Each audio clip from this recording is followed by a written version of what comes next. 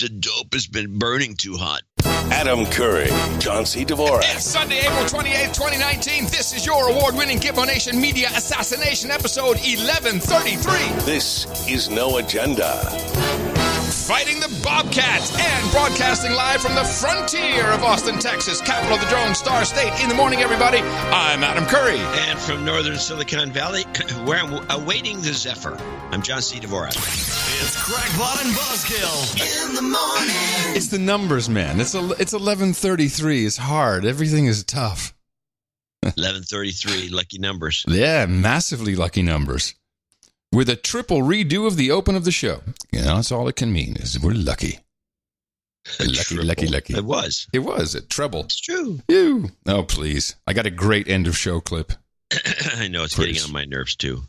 Now we're hearing it everywhere. But have you heard the... Bill Maher had it. It's not true. Oh, but did you hear the song? The whole mix? The whole song? No, I want to hear it. You want to hear it now?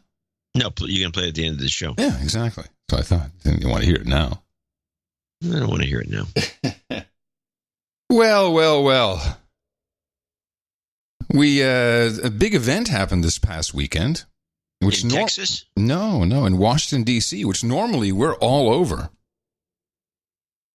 What might this be that we missed? This would be the annual Washington White House Correspondents Association dinner. Yeah, I got clips. You got clips? Did you watch? I watched. Oh, fantastic. Well, then I think let me just explain. This is... it was a total dud. Yes, exactly. For years, probably ever, maybe 3 or 4 years into the show, we've been always delighted to watch our favorite channel, C-SPAN, when the White House Correspondents' Dinner takes place, where everyone dresses up and celebrities come and hang out, and the president's there, and he gets roasted by a comedian. And all of that is over. Thank God. I only had one clip, and I'm surprised that you have more than one clip. This is I have two clips. Okay, multiple clips he has. I have Oliver Knox, the guy who heads up the association. Yeah, I think grousing. I think it's Olivier. Yeah, Olivier. Well, it could be, but Oliver is what it looks like on the sheet here. Okay. Olivier. Yes, Olivier. Oh, thank you, Olivier. That's what they say when they bring him up, when they guess it. And then I also have Ron Chernow, who was a historian from I don't know what college, but I've heard of him. And he was the comedian. Wait a minute. I thought they didn't have a comedian. Well, they didn't. Okay. But he's been dropped into that spot. Oh, and he had to do the comedic stuff, the comedic segments? So he went up there to just pretty much bomb one joke after another. I'll ring the bell. I don't have much of his stuff because it's really bad. Mm-hmm. But this was the opening act, and this is Chernow. Please joining me in welcoming Ron Chernow.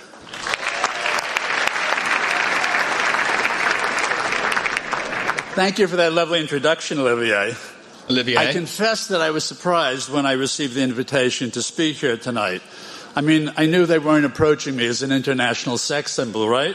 Then Olivier told me that they wanted to try boring at this year's dinner, and I said, oh, I can deliver on that big time. Now you're talking my language. So here I am, your 20-minute sedative for the evening. Oh, brother. Oh, brother. It goes on. You should have. I could have listened to more of that, actually. Oh, no, you couldn't. That's pretty bad. You say that. But believe me. Just so we, some of the previous comedians who have roasted the presidents, Jon Stewart, I believe. Yeah. John Oliver. Of course, last year we had that. What's her name? Michelle, whatever her name is. Wolf. Yeah, Wolf. Michelle Wolf. Wolf. Yeah, Stephen Colbert. They had all these different guys. They're all lefties. Norm Macdonald. Norm Macdonald did a great job. Yeah, I think he did one of the better ones. Yeah, it's because he's more neutral. Mm. So, Olivier. And I have a longer Olivier clip because I think I have a little more. Did you? Do you think it's the same clip? Yeah, probably. Yes, about Daddy. I don't know anything about Daddy. Okay, well, let's listen to your grousing clip of Olivier Knox. And he's the president of the White House Correspondents Association. Yeah, he's the boss. Does he have any other credentials? Yeah. He makes himself sound like he's got all these credentials because they've been trying, because the whole world's been trying, because he's a journalist, trying to kill him. Oh, so you look into this guy. Yes. You look into this guy, and he's the White House correspondent for Sirius FM. XM. XM. Oh, Sorry. really? Yeah, he's the White House correspondent for Sirius God. XM. All right. And he has a show that gets packs him in on Sirius XM. Oh.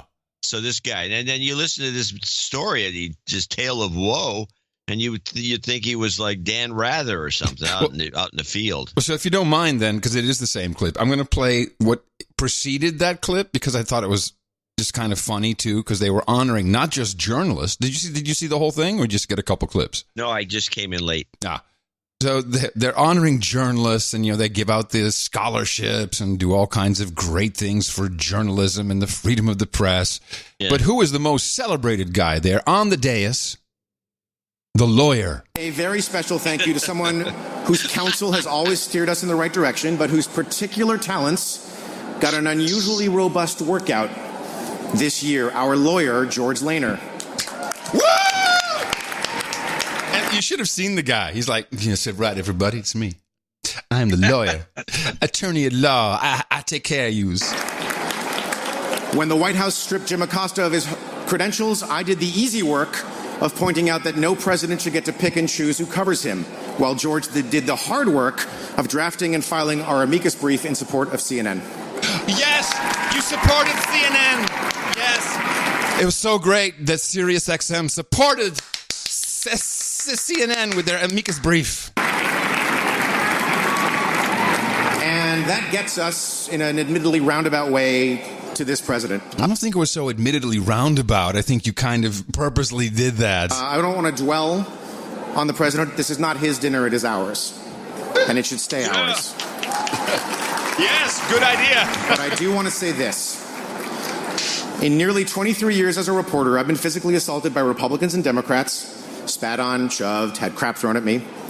I've been told by senior administration officials of both major parties that I will never work in Washington again. And there was a brief moment in Afghanistan when I thought a soldier not quite old enough to shave would shoot me dead for the crime of taking a picture inside the presidential palace.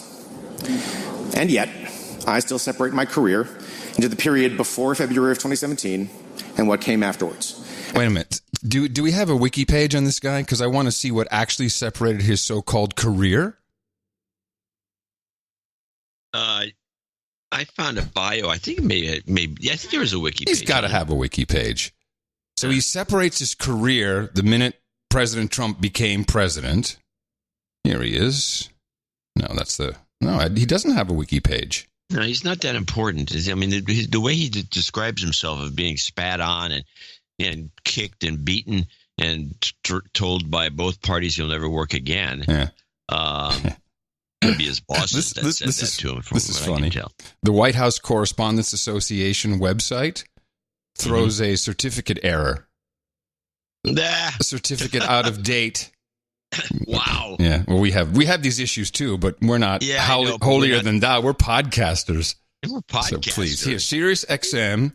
Oh, John. Of course. No. What am I? He came to Sirius XM from Yahoo News. I missed that. No, but before that, he did 15 years of reporting for AFP, in which he covered the George Bush administration, the impeachment and acquittal of President Bill Clinton, and the 2000 election. Well, he's uniquely qualified then to be in this spot. He knows everything. All right, let's see. Dave would shoot me dead for the crime of taking a picture inside the presidential palace. And yet, I still separate my career into the period before February of 2017 and what came afterwards. And that's because February 2017 is when the President of the United States called us the enemies of the people. Yeah, I don't think that's exactly what he said. This is the part that this is the guy, and this is the part we have to really look at. And that's the part that got me too, which is he never said this. He said fake news is the enemy of the people. Actually, now, if you think you're fake news, yeah. And so he obviously either thinks he's fake news Yeah. or he has the quote wrong. Well, he has the quote wrong in two ways, because he says enemies of the people, inferring that every journalist in the building is an enemy. And that's what he's implying. And when he says February 17th, I think, that is the first time Trump said it. And it's the first time that, well, it was before he qualified it by actually saying CNN is fake news. So this was just the fake news media is the enemy of the people, has now translated to the president of the entire group of people who report on the president to this. Period before February of 2017 and what came afterwards. And that's because February 2017 is when the President of the United States called us the enemies of the people. A few days later... I love the crowd. Oh, yes. Oh, I remember that was a dark day. I kind of separate my career from that as well. Mm-hmm. February 2017 is when the President of the United States called us the enemies of the people. Oh. A few days later, I was driving my then 11-year-old son somewhere, probably soccer practice, when he burst into tears and asked me, is Donald Trump going to put you in prison? At the end of a family trip to Mexico, he mused that if the president tried to keep me out of the country, quote, at least Uncle Josh is a good lawyer and he'll get you home. Hey, Uncle Josh. I've had to tell my family not to touch packages on our stoop. My name is on a statement criticizing the president for celebrating a congressman's criminal assault on a reporter. You know, everything about the thing that bothers me is about the don't touch the packages. And that's really insinuating something very dark and mean. And by the way, I don't do it either. I send it to the P.O. box or let the postal employees handle my packages first. But, he never did that before. Well, here's the other part. What kind of dinner table conversation are they having where their 11-year-old would ask the question, is Donald Trump going to throw you in jail? I think, what kind of dinner table conversation would lead your own 11-year-old to say something like that, which is ludicrous? I thought it was on his way to soccer practice. Yeah, it was on the way to soccer practice. Let's throw that in just to make sure that the kid and our family likes European sports and his shoes globalist American. It wasn't on the way to baseball practice. If it was on the way to baseball practice, this never would have happened. You're so right. What a virtue signal that is. Oh, you nailed it. I've had to tell my family not to touch packages on our stoop. My name is on a statement criticizing the president for celebrating a congressman's criminal assault on a reporter. I've had death threats, including one this week. Too many of us have. It shouldn't need to be said in a room full of people who understand the power of words, but fake news and enemies of the people are not pet names, punchlines, or presidential.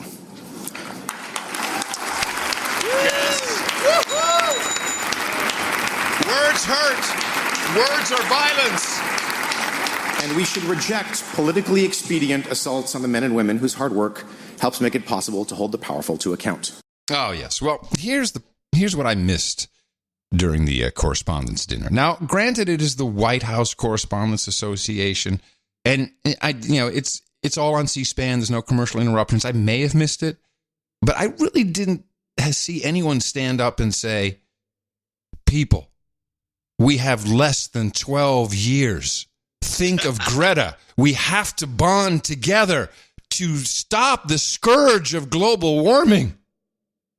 This I did not hear on the during the entire celebration. I was very disturbed by that. I think that they were remiss. I mean, what an opportunity. What kind of good liberals are they not to bring this up? Journalists. I mean, when Greta Thunberg goes out and speaks, as she did recently to European Parliament. Thunberg or Thunberg? Oh, could be Thunberg. Yeah. Could be Thunberg.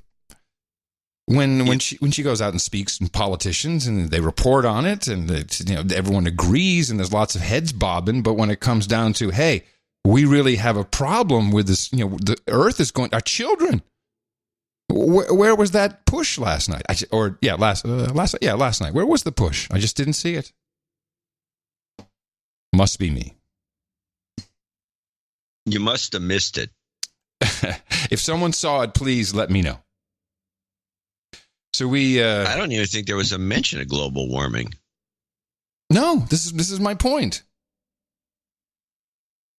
We were actually up in College Station. Friday night. Yeah, there was a big Ronald McDonald House a charity event, which is so different from Austin. The people, yeah, I mean, this is George Bush country. In fact, his library is right there, and it was good. It was just amazing. It's like all the women kind of dressed like Dallas women. You know what I mean? Yeah, most of Texas dresses like Dallas women. Most of the only places that's kind of not the case in my experience is Austin and Houston to some extent, but Houstonians don't dress like Austin people either. So what they had at this event, the Starlight Affair, is they had 5 local chefs, and they all made their signature dish right there, and it's kind of like buffet style. You go up and get some. So they had the mad tacos, and there was this one guy, Chef Dodd, and he made this tomato salad. And it was, none of that would normally be important for the show, except when I said, hey, this vinaigrette is good. What did you make it from? He says, the base is sorghum. And I went, hi, I know what that is. I said, what? How did you come to use that? He says, my grandma's recipe. He said, I guess he emulsifies it, and he has to, pound it, and then it has to get in, add some oily stuff to it. And I don't know, it takes a while for him to do it. I have no idea what you're talking about. Is it the salad dressing? It's the dressing, yes. Just the chunks of sorghum. The vinaigrette dressing. It was sorghum-based dressing. Sorghum-based dressing. Well, and you didn't get the recipe? Well, I asked him, and he said, "Well, I emulsify. I'm throwing it back to you." No, I said, "Excuse me, chef. Can I have your grandma's secret recipe to steal and take to Austin?" Enemy of Aggieland? That's exactly what you should have said. Enemy of Aggieland? No, I did not even think of that. But we should figure that out. I've never heard of this. I've never heard of it. I don't think I've ever even had sorghum in my life. Oh, we have sorghum. We have some sorghum flour. You can use to do a lot of things with that. No, I know, but I have not had it. We've only talked about it on the show. Yeah. Oh. Huh. Okay. So just wanted to throw that out there. Next for the next year, we'll be working on the sorghum salad dressing. Maybe some. Yes, it's got to be in the public domain. I mean, grandmas don't just dream. She's not a chemist, in a lab with test tubes and Bunsen burners. I asked, Grandma is no longer with us, unfortunately. I was like, I'm going to rouse the grandma. Hey, man, is your grandma still around? Where's she live? I'm going to go get some recipes from her. It's probably in some JV, one of those Junior Chamber of Commerce cookbooks that are all over the South. Could be. If anybody out there has heard of anything using sorghum as a base for a salad dressing, and you're probably from the South, it sounds like a Southern thing, please let us know. Okay, one more about food, just because I thought it was interesting. We're doing the wedding stuff, the every place cards, the menus, and you have a choice. You could have beef or fish. You could have the ribs or the salmon. And as we're going through this last night, checking the list and doing most of this, Tina's fantastic. She's doing all of the work. I come to the conclusion that based upon a person that I know, I can, with 99% accuracy, can predict whether they want beef or fish. And I just wonder, why is that? Why are we? Why can you predict this? Yeah, why can I think you can predict from anyone you know. For instance, if I say Andrew Horowitz, what's he have? Beef or fish? He's having beef. How about Jill, his wife? She probably have fish. Exactly. So how do we know this? It's not just women. It's mostly just women. No, not true. Not true. How about, the former New York banker? Oh, that's a good one. I don't know. I don't know him well enough to say. He could be a fish guy for all I know. No, he's a beef guy. His wife. Oh, good for him. Fish gal. Yeah, fish. Fish gal. All right. Surprising, Sir Jean. Sir Jean. I have no idea. But the way it's surprising, it means he picked fish. Yes. He seems only like a beef guy to me. Some people like fish. See, here's the problem I have with that fish. With our fish or just any fish? With your fish. Or any fish. Yeah, any fish at one of these events. Okay. I'll take it away from you guys. Thank you. It's salmon, and it's probably farmed. And we already went through that, and I have a guarantee that it's not. Yeah, well, I don't know where you get it then. It has to be hauled too far. Yeah. There's no local salmon in the Texas area. Yeah, right here in Lake Austin, Town Lake. There's salmon all over the place. Oh, no, that's carp. Well, I'm sorry. maybe it's carp from Lake Austin. Carp. If you serve carp, local Texas carp with all its pin bones and the greasy meat. I'll tell you that what would make sense. What is a very tasty treat, very Texas treat, is catfish. Basket of catfish, fried catfish. I love go catfish. For if the catfish was on the menu, I would have picked catfish. Yeah, okay. I would have picked the fish in that regard to see how they're going to prepare it. Unfortunately, I like catfish. I do catfish. Unfortunately, there was a snafu, and you're getting salmon. Sorry. All right. The problem with farms, here's another thing people should note. The problem with farm salmon, besides it's a lot of it's genetically engineered salmon, is it squeaks when you chew on it. It squeaks between the teeth. And when you cook it, this white ooze comes out. If the farm salmon has the white ooze, not a fan. Yeah. Agreed. Not a fan. And it squeaks. It's just not a good product. Okay. Back to, we might as well do, what do we want to do here? We're done with the White House Correspondents' Dinner. Yeah, well, that's a piece of crap. How about Biden? Okay, yeah, let's do some Biden stuff. You were all over Biden, I think. You got all kinds of stuff going on. I got way too many clips. Luckily, there's only one long one.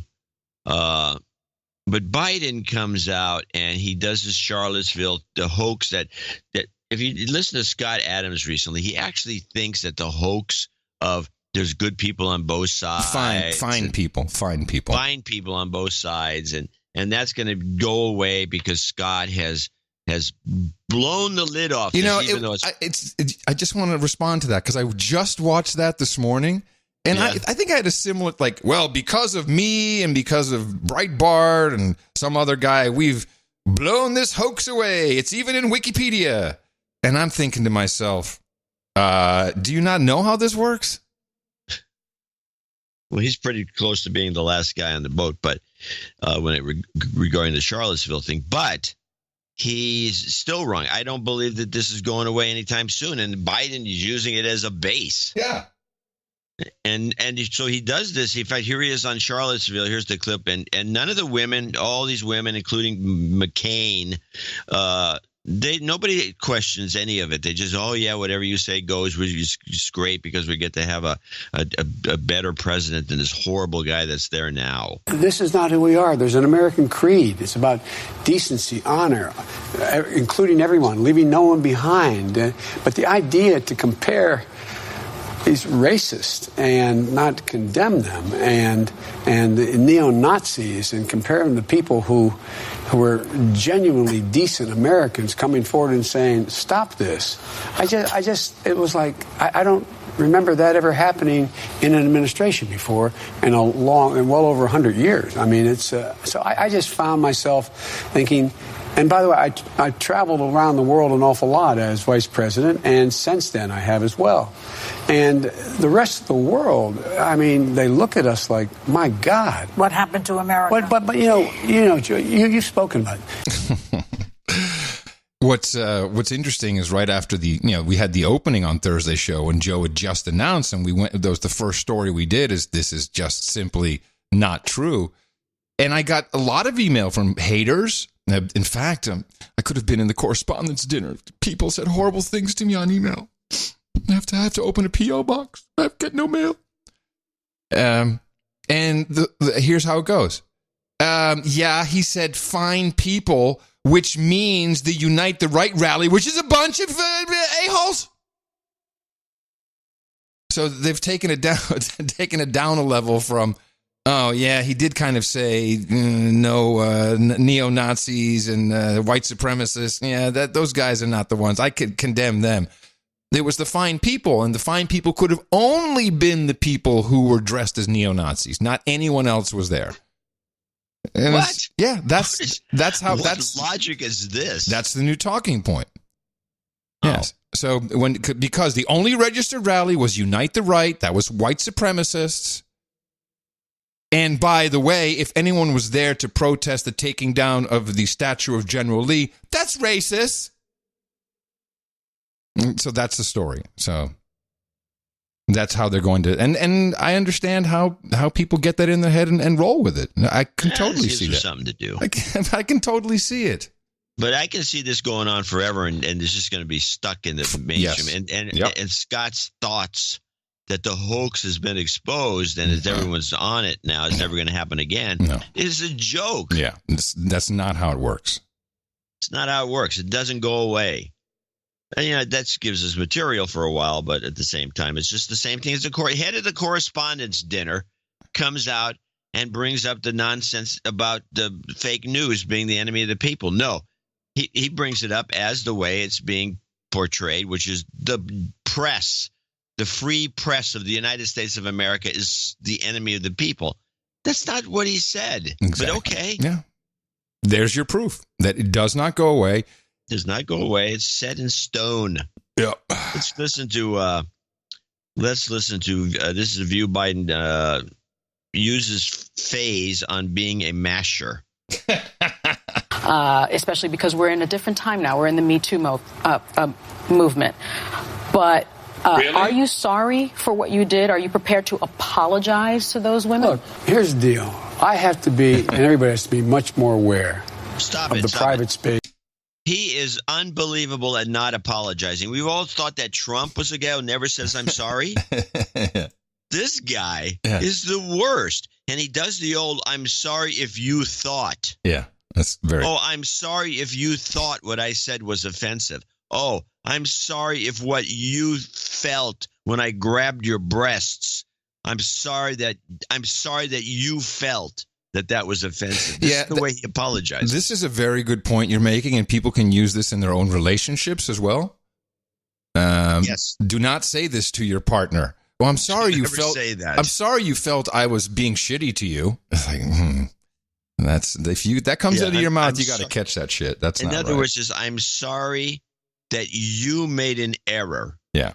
That's what it's saying. Yeah. I'm not sorry for what I did. I'm sorry you got it wrong. You got it wrong. I am not sorry for what I did. I am sorry about the way you are. And by the way, it took me a long time to figure that one out myself. Huh. Yeah. No, it doesn't surprise me. Oh, DJ and all. Oh, yeah. That's right. Gadfly Dvorak. Give me a break. So here we go with, here he is. So she asked him outright just to simply apologize. And then when he does, at one point, I think he does one of these kinds of apologies. Okay, I'm sorry I did that. Oh, the kind of throwaway apology. All right. Insincere bullshit apology. Yeah. He does that too. So I got 2 clips of this. Let's start that one over. Okay. He sounds like presidential material, though. He sounds right on the money. Especially because we're in a different time now. We're in the Me Too movement. But are you sorry for what you did? Are you prepared to apologize to those women? Look, here's the deal. I have to be, and everybody has to be much more aware. Hold on a second. Yeah, look, here's the deal. Look, I got this from a different commentary. He has this. He says this. Look, here's the deal. Mm-hmm. Here it is. Biden catchphrase ISO. Oh, sorry. I didn't realize that you were calling for that. Sorry. Come on, get in there. Look, here's the deal. Yes. So he says, look, here's the deal. He said that in some other commentary. In this case, he says, look, here's the deal. And he has a slightly different cadence. But he does this, look, here's the deal. Look, here's the deal. Sorry for what you did. Are you prepared to apologize to those women? Look, here's the deal. I have to be, and everybody has to be much more aware of the private space of men and women. It's not just women, but primarily women. And Joe would be the guy to know since he doesn't discriminate, right? It's like, doesn't matter if you're a boy or a girl, he'll snuggle up to you. So he's talking his own truth there. I like it. It's not just women, but primarily women. And I am much more cognizant of that. But I am so, like, for example, I actually thought in my head when I walked out here, I mean, I know. We're friends. It's tricky.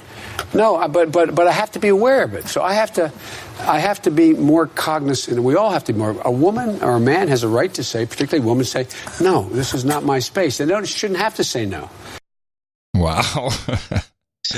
Again, no apology. No, why? Why bother? He's entertaining like this. He doesn't have to apologize. I've determined by listening. I listened to this whole thing. Yeah. I've determined he's the new John Kerry. He just yaks and yaks and yaks. No, I hope not, because I remember we instituted a rule on the show: no more John Kerry clips. That's how boring he is. Oh, well, this guy's not as boring, but he's just as long-winded. Let's go to part 2 of this clip. This is the Masher 2 thing having to do with harassment or anything else. Right, they have said that, but they have also said we'd like an apology. Well, look, I'm really sorry if what I did in talking to them, trying to console, that in fact they took it a different way. And it's my responsibility to make sure that I bend over backwards to try to understand how not to do that. Nancy Pelosi wants you to say, I'm sorry that I invaded your space. Sorry I invaded your space. I mean, I'm sorry this happened. There it is. All right, I'm sorry I invaded your space. Bitch, step back. Step back. What a dick. These guys the View people must know that they have their hands full with this joker. That's fantastic. Here's No, but they love it, though. The women on The View love it. They think it's great. They're all in on Joe. Can I just, before you continue, one of our producers, for a number of reasons, received a draft of the invite to the big special reception for Joe out in California, with the names of who's in the reception committee, the host committee. Ooh. Yeah. You want me to just run them down real quick? I don't recognize all of them. I want to hear this. Ambassador Colleen and Brad Bell. I don't know. Richard Bloom, BLUM. Yeah. Megan and Peter Chernin. Let me see. We have these old San Francisco. Socialites. Well, it starts here. Marilyn and Jeffrey Katzenberg. Michael Lombardo, Sonny Ward. Michelle and Rob Reiner. Hollywood's in for him. Eric Schmidt, Google. So I think Hollywood's all in for Joe. Joe's an old white man, people. Yeah, but you get Rob Reiner in there. You put the Katzenbergs in there. You got Reiner, Katzenbergs. You got Schmidt. I'm surprised John Doerr's not on that list, so he must be with someone else. I think John Doerr somehow has fallen out of favor with everybody. There's a lot of negativity about Kleiner Perkins. I'm not so sure John Doerr is still en vogue. Well, his money is. Yeah, but he hasn't always used it wisely. Now has he? No, he put his money behind too many dead green horses. Stuff. Yeah, Green New Deal. That's what he did. Yeah. All right, onward with the View. Good. All right, so here's another one. They also demanded he apologize to that woman who testified in the Clarence Thomas hearings because he was the head of the Judicial Committee. Anita Hill. And here he is again, no apology. This is Biden, no apology. More no apologies. It was appropriate when she thought it was sufficient, but I said privately what I said publicly. I'm sorry she was treated the way... Is this normal, what I'm hearing? Is this your handiwork? I did have it sped up because he went on and on. This is the beginning, though. But the beginning should have been some vocals, so I probably cut it wrong. I pulled a miscut error. This is actually cool because people who listen at 1.5 times speed will be flipping out right now. I wish we could have figured out a better way to get this thing done. All right. Well, that's too bad, John. Well, suffice it to say, he didn't apologize. I'm sure he did not. All right, so let's go to here's when he first came on the show. This is the Biden's opening. I call it opening malarkey. This is a very exciting day for us here. We're making history, we think, because the former vice president and current Democratic candidate for president, Joe Biden, is here for his first live interview since he announced he was running. Isn't that exciting? Yeah, we're excited. Yes, we are. I don't know why. They were excited about this. We are very excited. He's going to be out in a minute, but we're going to do one segment of Hot Topic. What is the use of the word exciting? It's exciting. Oh, I'm excited. I'm excited. You're excited. I'm excited. We're all excited. Is there any synonym that they can use, or are they literally excited? I mean, I don't like the use of the word excited. Oh, we're excited. We're excited because he's here. What does that even mean? You're going to act differently? You're going to jump up and down? You're going to run in a circle? What is it? I don't get it. I'll just say it. In this context, it means moist. First, because that's what we do. Yes. Right? Yes. Yeah. What were we going to say? I said it's exciting because no matter what happens, this is living history. Yeah. We're all living history together. Yeah. And that is cool. It is cool. Yeah, on the show. I think it's exciting for so many people because it's like we're finally seeing the light at the end of the tunnel. You think? We're off to the races. There might be a chance to wake up from this 3-year-long national nightmare. National nightmare. It's true. And imagine 4 more years of that nightmare. No, I can't. No. I'll have to take medication. Oh, my goodness. They just all went off the rails. Yeah, it's kind of a meta what they do there. You know, trying to identify with the audience, make everyone feel comfortable. Oh, it's just a national nightmare. We all know what you're talking about. Yes, we're all in. It's kind of a talk show TV thing. It's I'm not so far not very spectacular. Why they put Anna Navarro on that show, but it's just I think they're going to add a Republican slant. She's not. She's some Republican. She's a Republican strategist. Yes. I just have 2 more clips, and then a very funny gaffe. Okay. When they closed the show, when they had to cut it off, actually. But let's play this. I thought this clip is a short one. This is Biden's. What he says here is like makes you cock your head like a dog. This is his empathy clip. So people may not know, but your first wife, Nelia, and your baby daughter, Naomi, died in 1972 in a car crash. Bo, as we know, we were just talking about, died a few years ago. How has that grief shaped you throughout your life? Well, I tell you what, it's given me an incredible sense, I wish I didn't possess it, of empathy. I wish I didn't possess it. I think... What does he mean by that?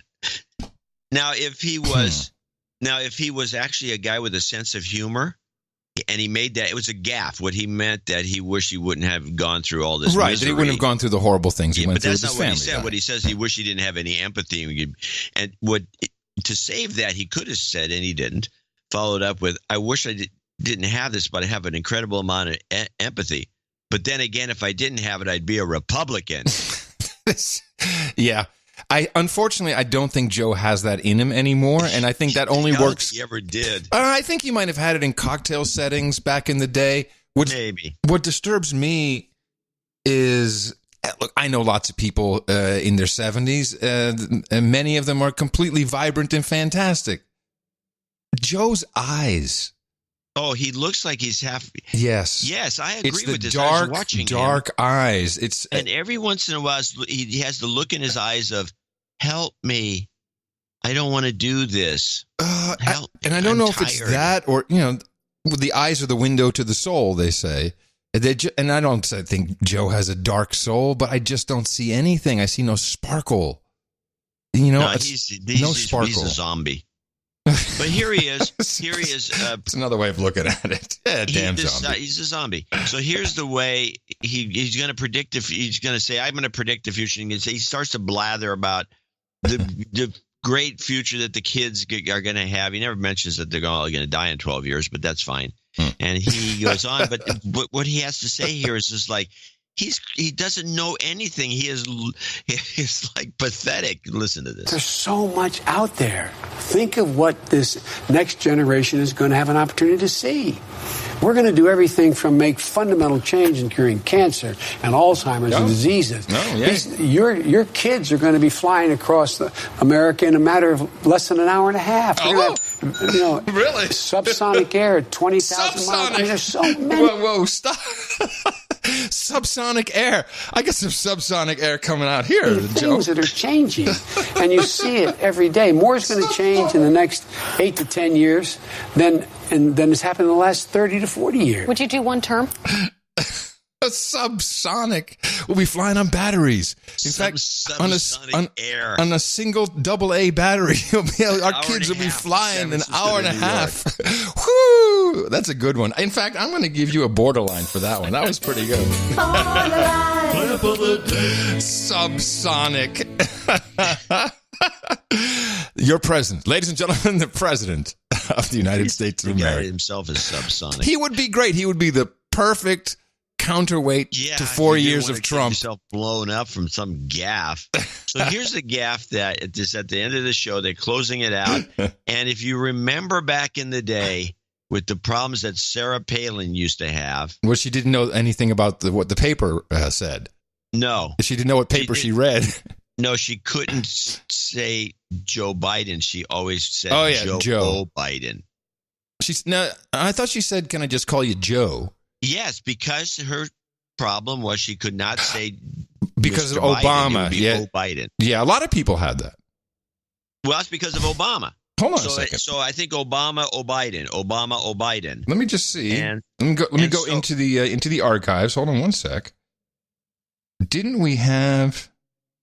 We must have people gaffing on Biden. Okay, yeah, you set up the clip, and I'll look for it.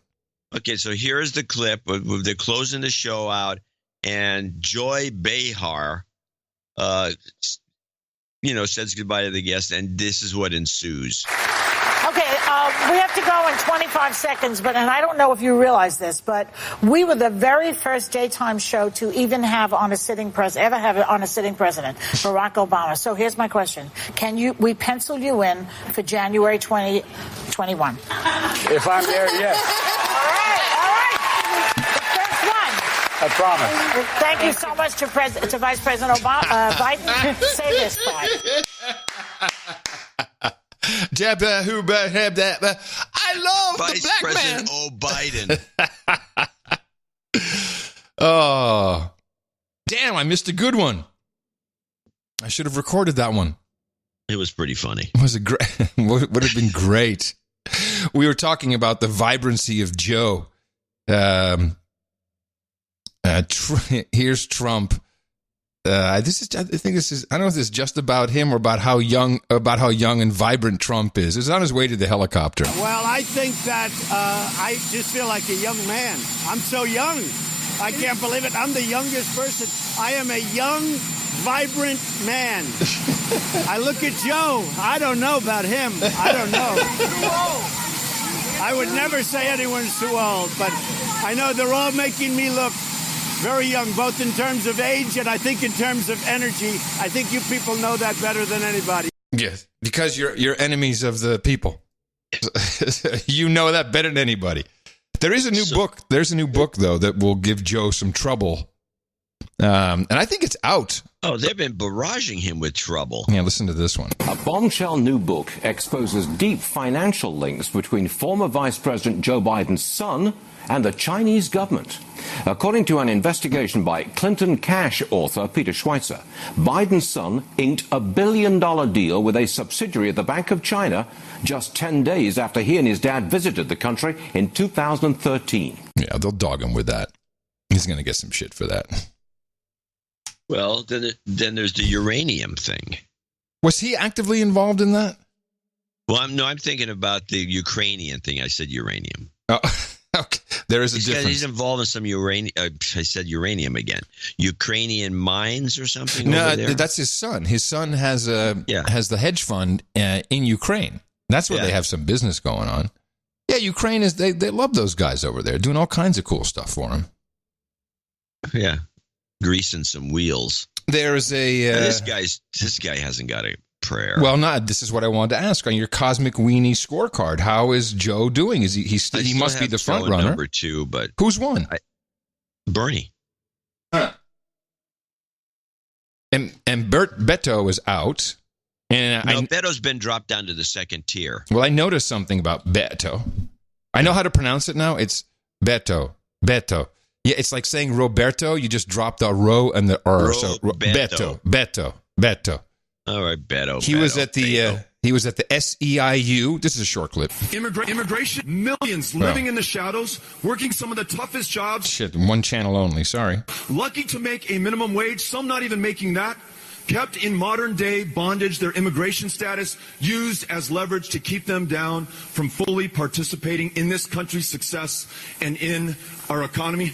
An economy that works too well for too few and not well enough for most Americans. That's interesting. It's like 0 channels went to the stream on that. Anyway, even if you didn't hear the clip, it doesn't matter that much because the point of me playing it is something you couldn't hear. Beto was wearing a suit with a tie. Huh. So that means there's panic in the tent, panic in the disco. Yeah, and they're somebody trying. they've got make him look more presidential. They've got consultants in, and people are telling him what to do. Now he's totally screwed. These days, and I think after Trump, you have to really show who you are, and he's so phony. Yeah, he's a phony. He's totally phony, and got smart people hoodwinked. He'd be better off if he went back to his punk rock roots. Yeah, we're putting you and Mimi near the banker. Yeah, good. You said that already. No, I expect to have a nice conversation with him. Yes, you will, definitely. About short sales in the 21st century. Bring Horowitz around. So one of the big questions for the Democrat candidates, or one of the virtue signaling things that's out there right now is, oh yes, we have to have a conversation about letting people in jail, felons, vote. And I think Bernie, Kamala Harris, Swalwell, I'm sure. We just throw him in there because he's entertaining to watch. They're all kind of on board. Like, yeah, you should be able to vote when you're incarcerated. We should have a conversation about it. Here's what's interesting, and you and I talked about this. I think we both agree that when you're incarcerated, probably not a good idea, but you should be able to vote when you get out, which in many states is not the case. Correct? Yep. A friend of mine who was incarcerated for 2 years in the state of California for white-collar crime, and this is something I never even considered, continued to receive his ballots. So his wife would just send him the ballots, he'd check off the boxes, send them back, and she'd send it in, and he voted. Oh, that's interesting. They never cut that, they never made the connection. And how would you really? It shows how shitty the system is. Oh, it's terrible. Because when you think about, hey, you're incarcerated, you can't vote anymore. Well, does that mean that in the system somewhere, in the database, a little flag is checked? I'm going to guess no. So you probably just can still vote. Yeah, you probably can. Yeah. So it must be the honor system. Well, just like our taxes. But it's there you go. But think about it. I mean, if they send you a ballot, then the system clearly has not determined you are invalid for such voting. And you should be glad about this. You don't want the system to be that good. Right. As far as I'm concerned, that's great. It just shows, yes, the system's screwed up, doesn't work, because there's not cross-data referencing, especially in California. If you're a criminal in one county and they're all over to get you, arrest you, you just move to a different county. They never figure it out. Right. It's just a very common problem in California with criminality. But one of these days, for example, there's a number of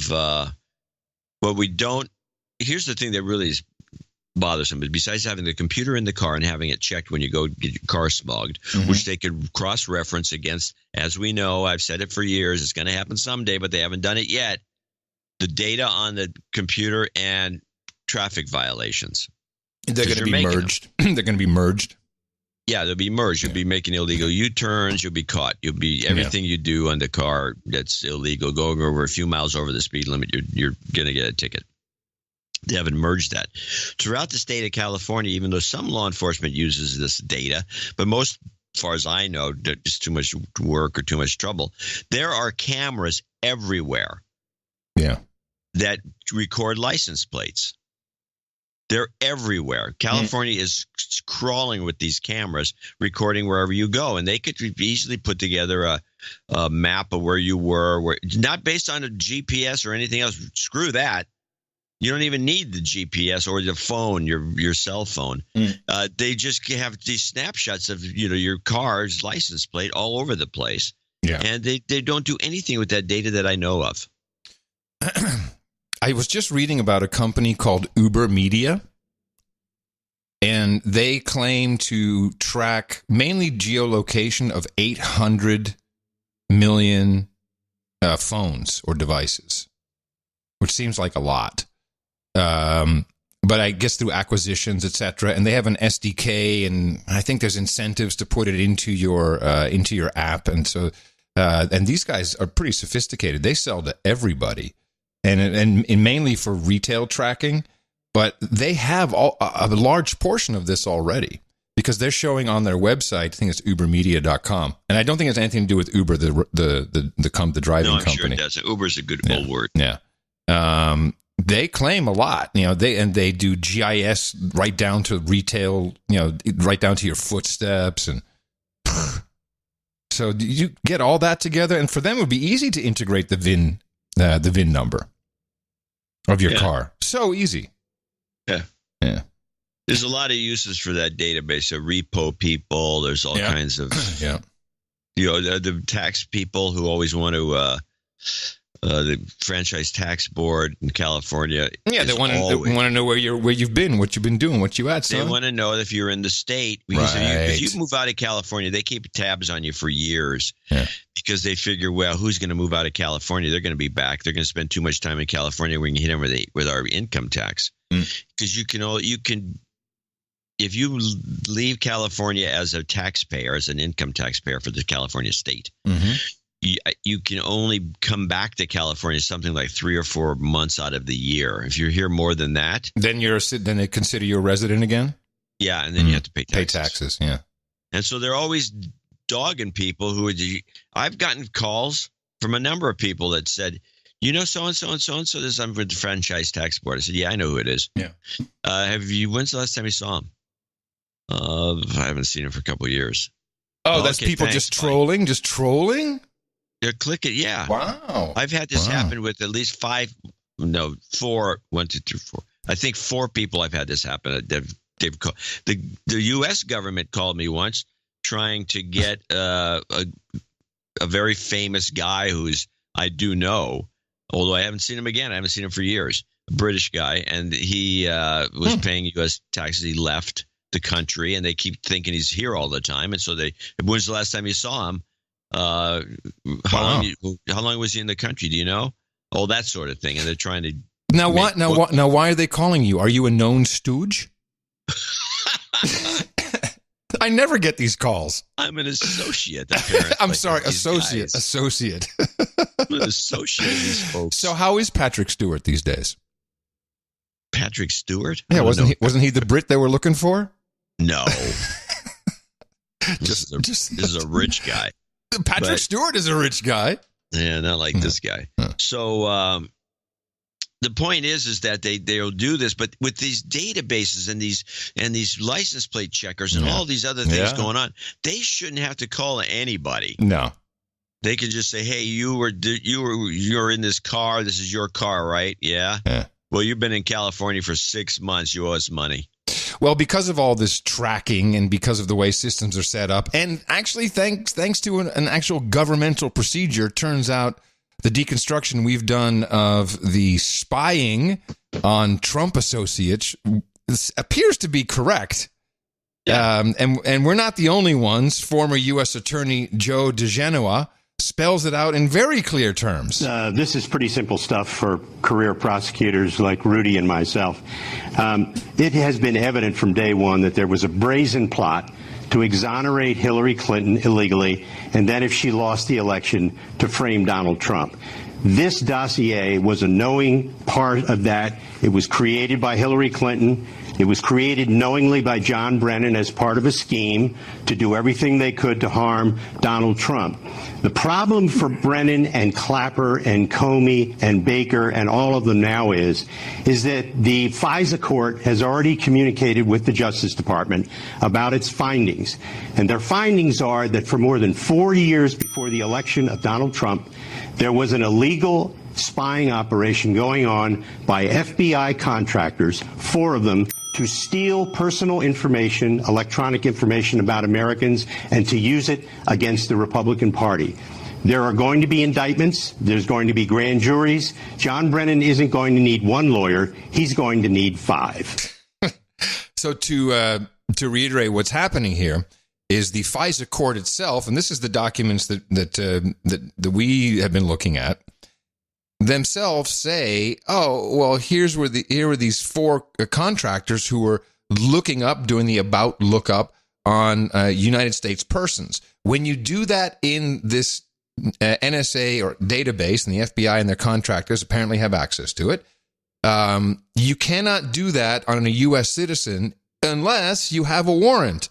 And that's why they had to come up with the warrant based upon some, more spycraft, really, of Carter Page and George, Papadopoulos, being whispered into his ear on one hand, hey, we're the Russians, we got Hillary emails, and him passing it on to someone else, which in the documents is shown the person who told him about the Russians having dirt on Hillary is listed in the Mueller report as a agent of a foreign country, a foreign agent. It turns out that foreign agent was actually an agent of the United Kingdom as a spy operative posing as a Russian. Yeah. So while the report does not lie, it's not exactly the way you're supposed to get a warrant to do this type of surveillance. There's a second part to this. The Obama administration, for more than 4 years before the 2016 election, allowed 4 contractors working for the FBI to illegally surveil American citizens illegally. The FISA court has already found that. By the way, Robert Ray mentioned that there is the Horowitz report coming out in May or possibly early June. There's another report that everybody has forgotten about involving James Comey alone. That will be out in 2 weeks. That report is going to be a bombshell. It's going to open up the investigation on a very high note, and there will be criminal referrals in it. The FISA court abuse is the center of this entire abuse of governmental power. And the chief judge of that court has already ruled that the FBI broke the law, and that the people at the head of the Justice Department, Sally Yates, John Carlin, the Assistant Attorney General for the National Security, all knew about it and lied to the court, the FISA court, about it. All the bad people in this story are lawyers. There's a hero. His name is Admiral Mike Rogers. He was the head of the National Security Agency. He discovered the illegal spying. He went personally to the FISA court and briefed the chief judge and worked with her for months to uncover the people who did it. The FISA court has already been told and has already told the Justice Department who lied to that court, and that has been given to Bill Barr already. What? Yeah. I don't know, though. To me, it feels like this is still not going to go anywhere, even though it should. I agree. I mean, it seems like a Fox News thing only. No one else really cares. This guy that was doing the talking there. DeGenoa? Yeah, he's been on a lot of programs for months. For years. Years. Pretty much saying the same thing. And I first heard him. In fact, I got a lot of good stuff from him. He's the one who has all the he's got a lot of good dirt on a lot of things that we've been discussing over the last 6 months. Yeah. But he's always got this theory that all this is coming down, and it never comes down for it. No, I agree. That's what I'm saying. This seems like a Fox News thing. Let me see if what else I have on the list from back in the day. FBI Secret Society. No, you're right. It's all kind of the same thing. Although my cautious prediction that we would have patsies for this, if it really did come down, I think it was Thursday night, even after the show, that I saw this. Text messages between former FBI officials Peter Strzok and Lisa Page indicate that the FBI may have tried to use post-election briefings to monitor the Trump team. These text messages were released in 2018, but Fox has learned that they are now under renewed scrutiny from congressional investigators. The texts Strzok and Page discussed using post-election briefings to find people they could, quote, develop for potential relationships, end quote, which may refer to cultivating sources to inform on the president's associates. The texts also discuss tracking lines of questioning they receive and, quote, assessing changes in demeanor by those at the meetings. Congressman Devin Nunes of California tells Fox that these texts are evidence of deep irregularities, as you might imagine, in the FBI's Trump-Russia investigation. Senators Chuck Grassley and Ron Johnson, meanwhile, have sent a letter to Attorney General Bill Barr demanding more information. We will continue to monitor this extraordinary story. So if they do get it out, if they do get it into the public consciousness, I think it's still just going to be these two lovebirds. Mm-hmm. They were just lovesick and crazy and all nutty about it, and so sorry. If you or you can do one of those. So in the counterintelligence move, which is to bring weirdos out of the woodwork, and I have a clip from one of them. This is he's on CNN, and then he also wrote a piece on NBC. The NBC has a little newspaper online that is got all these editorials, very similar to the editorials you'd find in the WAPO or the New York Times, and it's called Think. It's NBC Think. It's opinion analysis and essays, and these are all just anti-Trump essays. Yeah. And so there's one, people could look it up, is from the guy's Evan McMullin, whose name may ring a bell. Evan McMullin was the guy, if you remember, the CIA guy who ran on the guy in Utah? Yeah. Oh, yeah, of course. Yeah, the spook. They always have a spook candidate. Like Mayor Pete is the spook candidate this time around. Yeah. Right. Well, there's something else going on here because I kept seeing the connection between this guy, Evan McMullin, I don't know that he's a Mormon, but he went to BYU. Okay. Mike Lee, the Trump hater senator from Utah, went to BYU. Mitt Romney, the other Trump hater, what does it stand for? BYU? Brigham Young University. Okay. BYU. It's the Mormon university. It's in Utah. Right. And so Mitt Romney went to BYU. So I'm seeing BYU, right. Trump. I'm suspecting that the Mormon Church itself, it's a big spook operation. Well, it's either a spook operation or it is a anti-Trump operation. Maybe I don't know what Romney's got to do with it, but he's got something to do with it. Well, let's look at. But the public of Utah still voted for Trump. Mm-hmm. So, and they're mostly Mormons in Utah. And, I don't know, that's a pretty high percentage. So the Mormon practitioners aren't against Trump, but somehow the church is, or somebody in the church or part of the church. And I think it needs looking into personally. Let's listen to what this guy, Evan McMullin, CIA stooge, has to say. The president's ego is wounded when we talk about how the Russians attacked us and may have helped him get elected. But I actually think that we're a little naive to buy into that narrative. I think that's a fig leaf for the president. How can we ignore that this president barely won the Electoral College, barely won enough votes to win the Electoral College? It was 70,000 votes. In that kind of close election, presidential election, everything matters. And he's now deeply unpopular in the country. His popularity ratings are going even down further than they were. Hold on. I'm trying to understand the first part. He won the Electoral College by 70,000 votes. No. That's what he said. Well, I got through that, but I know what you're saying. It's kind of what he said.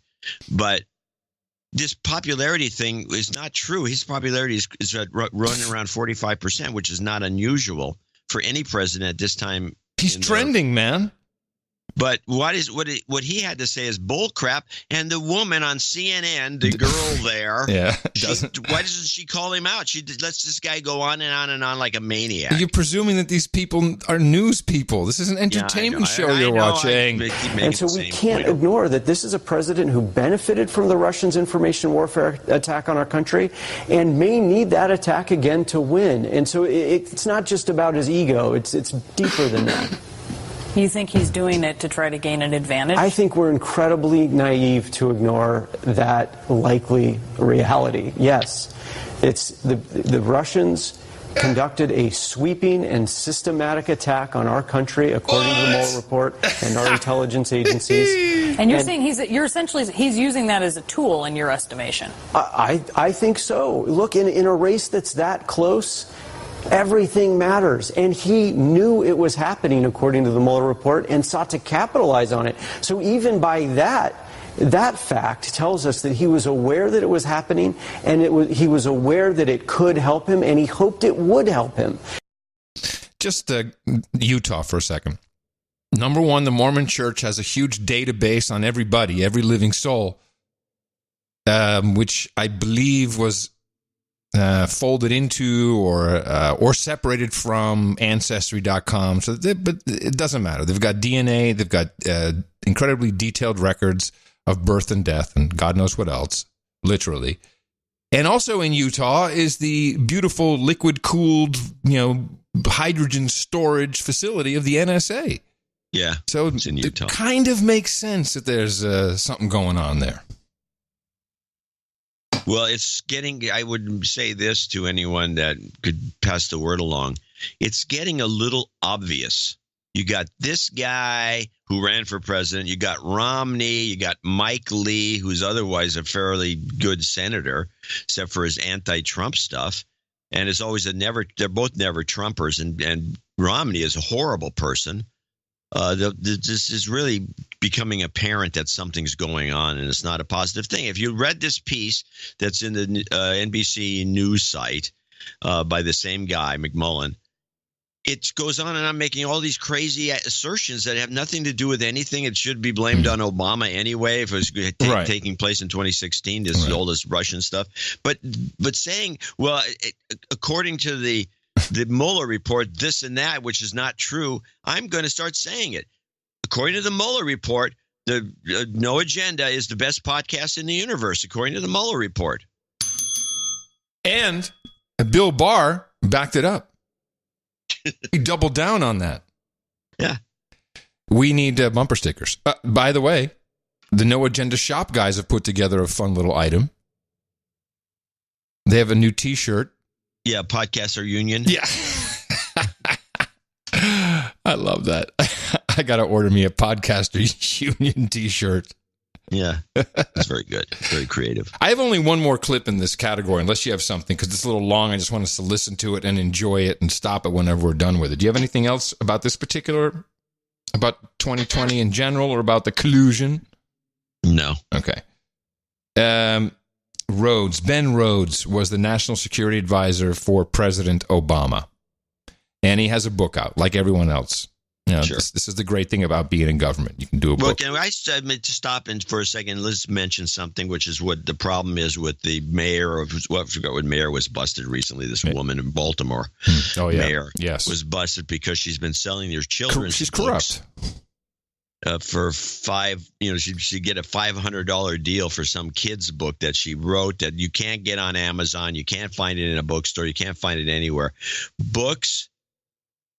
The book deals that we're talking about with these government officials is many times. I don't think there's any doubt about it because of this Baltimore situation. Nobody wants to bring it up too much in the news, but the books are a front for a bribe. Ooh, well, I have a clip on through the publishing companies. I have a clip on that very situation in Baltimore. Federal agents raided Baltimore City Hall Thursday morning, taking away items from the mayor's office. They also searched her 2 homes and seized financial records from her attorney's office related to her Healthy Holly children's book, a sign of a growing investigation into embattled Mayor Catherine Pugh that sources say had been going on behind the scenes for more than a year. Rabbits hopping. Mayor Pugh has not been seen in public since a press conference last month. month. She's still on paid medical leave after a bout of pneumonia, and her attorney says she's in no shape to make a decision about her future, despite growing calls for her resignation. The mayor has faced a firestorm of criticism over the roughly $800,000 she received from various organizations doing business with the city for her self-published Healthy Holly series. The University of Maryland medical system alone gave Pugh $500,000 for the books while she was on their board. The system confirmed they too received a subpoena for information relating to the deal. For the first time, Governor Larry Hogan called for the mayor to step down. Tweeting, now more than ever, Baltimore City needs strong and responsible leadership. Mayor Pugh has lost the public trust. She's clearly not fit to lead. For the good of the city, Mayor Pugh must resign. So the way I understand it is companies like Merck, who either subsequently or had a $40+ million contract with the city, bought up $20,000 worth of her, and note, self-published book. So it was those numbers are higher. It was Kaiser Permanente, I think. Kaiser, you're right. Kaiser, for sure. Kaiser went in for, I think it was $500,000. For children's, but that's great. And you get in the New York Times, probably. And what they're trying to prove is that they bought like X number of copies. The copies sold for $5 a piece wholesale. Yeah. And they're trying to prove that they buy X number of books. It'd be 100,000 copies of the book, and then they're trying to prove that there was even that many printed. It seems that the printer is not just, I don't know. We don't know anything. We printed a couple thousand, and maybe somebody else printed the rest. Oh, so fantastic. So this is a bull crap thing, but I'm starting to think that, the way the Yakuza use golf club memberships, it's an old. And I think Trump can be associated. Trump does the same, with Mar-a-Lago, of course. Of course. You have a place, and it's overpriced as hell. And you want to, in the case of the Yakuza, if you've slighted one of them, your penance was to, because the cops aren't going to do anything. Your penance that you don't get killed and have your family butchered and chopped up. Your penance is you had to take out a membership in one of these $10,000 a month clubs, or $10,000 a year, or whatever it was. Yeah, I'm sure they have a sliding scale. So it's very suspicious. So I'm suspicious of the Mar-a-Lago. I'm suspicious of the book deals. $8 million advance on a book. I mean, how many books you have to sell? And they're not going to sell these books. It's just really suspicious to me. This all seems like a money laundering kind of thing. How do you get a bribe to Obama after he's out of office? I'm just thinking, what can we take a bribe for that'll get your vinegar book published? I'm just trying to come up with something. I'd love to have an idea. All right. The book's being worked on as we speak. I know. Ben Rhodes, he was the national security advisor for President Obama. And he must have known what was going on if they were initiating an investigation. Of course, we've heard through numerous channels that President Obama, he was the one that all he said was, if we do anything, let's do it. Buy the book.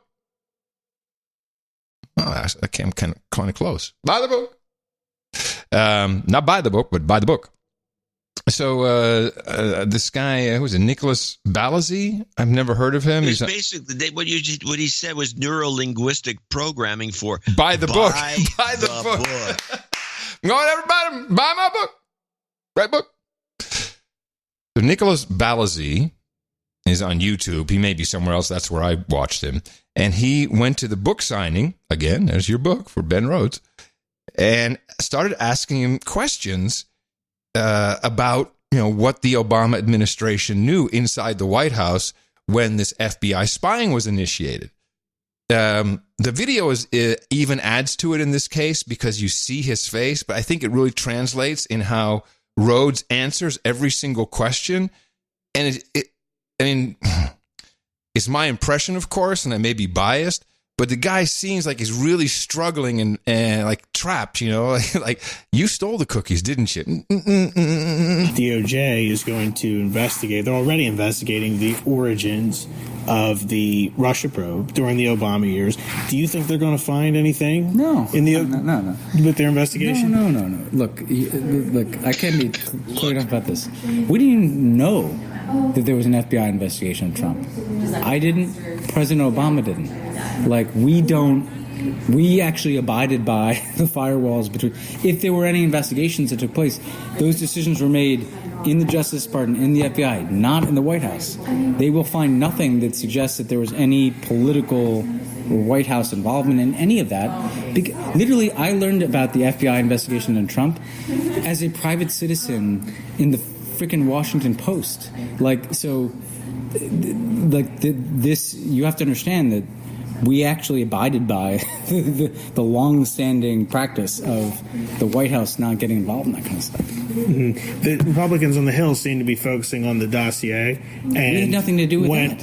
Yeah, so you never had seen it when you were in the White House? I saw it.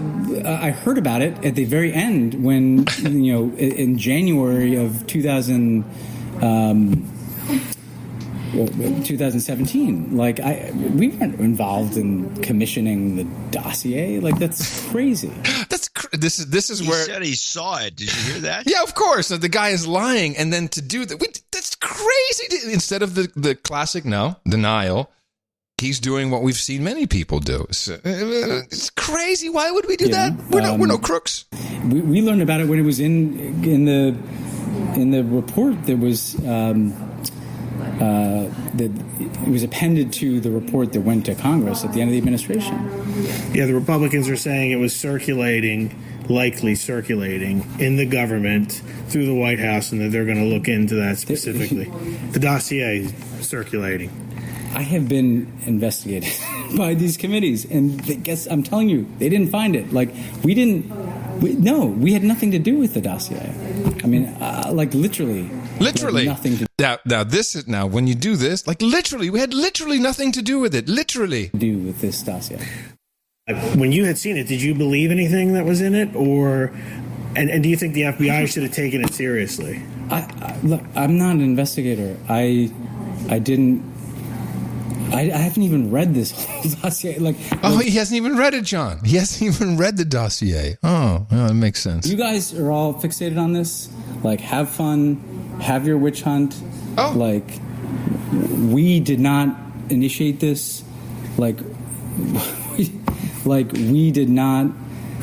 You know this to be true, so I don't know why you're asking me these questions. Wow. I'm only asking you because the president's focusing on it, and we're covering it, in the media, and he keeps talking about now he's going to, The president lies relentlessly every day. Oh, so okay. Yeah.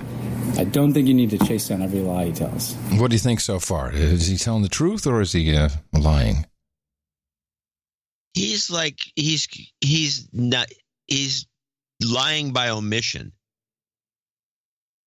Yes, by omission, but also it just doesn't come across very confidently. But how about it? Yeah, and then there's the other side too, right? I mean, that if he focuses on payback for what he perceives as his enemies in the government and in the deep state, then that is going to backfire possibly on him by prolonging this entire process. So we'll see what happens. What do you think? I think people can read a report that is exhaustively prepared by a Republican, Bob Mueller, appointed by a Republican president, George Bush, as the director of the FBI, that details... Yeah, you're right. By omission, he forgets to say, and was held over for another 2 years in the Obama administration because he already knew where all the bodies were buried and had to continue the first cleanup operation. But okay, Republican guy. Exhaustively contacts between President Trump's campaign and associates and a hostile foreign power. Well, are you tired of him? Well, I think the audience is. Yeah, I agree. I think I'm done with it. But it's interesting how he just he's full of shit, this guy. Yes. And if you see the video, he comes across as nervous about it. But that may just be how he is. I don't know. He might be a nervous guy anyway. Could be. Now, the one guy, that's the final thing, we got to take our break. The one guy who is completely changed, and I got this clip 2 days ago, and only this morning did I see the tweet from the president. So now at least I know why the president is saying this has happened. This is Judge Andrew Napolitano, always been the defender on Fox News of all things legal for the president. Whoa! So when the president asked his former advisor and my former colleague at Fox, KT McFarland, to write an untruthful letter to the file knowing the government would subpoena it, that's obstruction of justice. When the president asked Corey Lewandowski, his former campaign manager, to get Mueller fired, that's obstruction of justice. When the president asked his then White House counsel to get Mueller fired and then lie about it, that's obstruction of justice. When he asked Don McGahn to go back to the special counsel and change his testimony, that's obstruction of justice. When he dangled a pardon in front of Michael Cohen in order to keep Cohen from testifying against him, that's obstruction of justice. Why not charge him?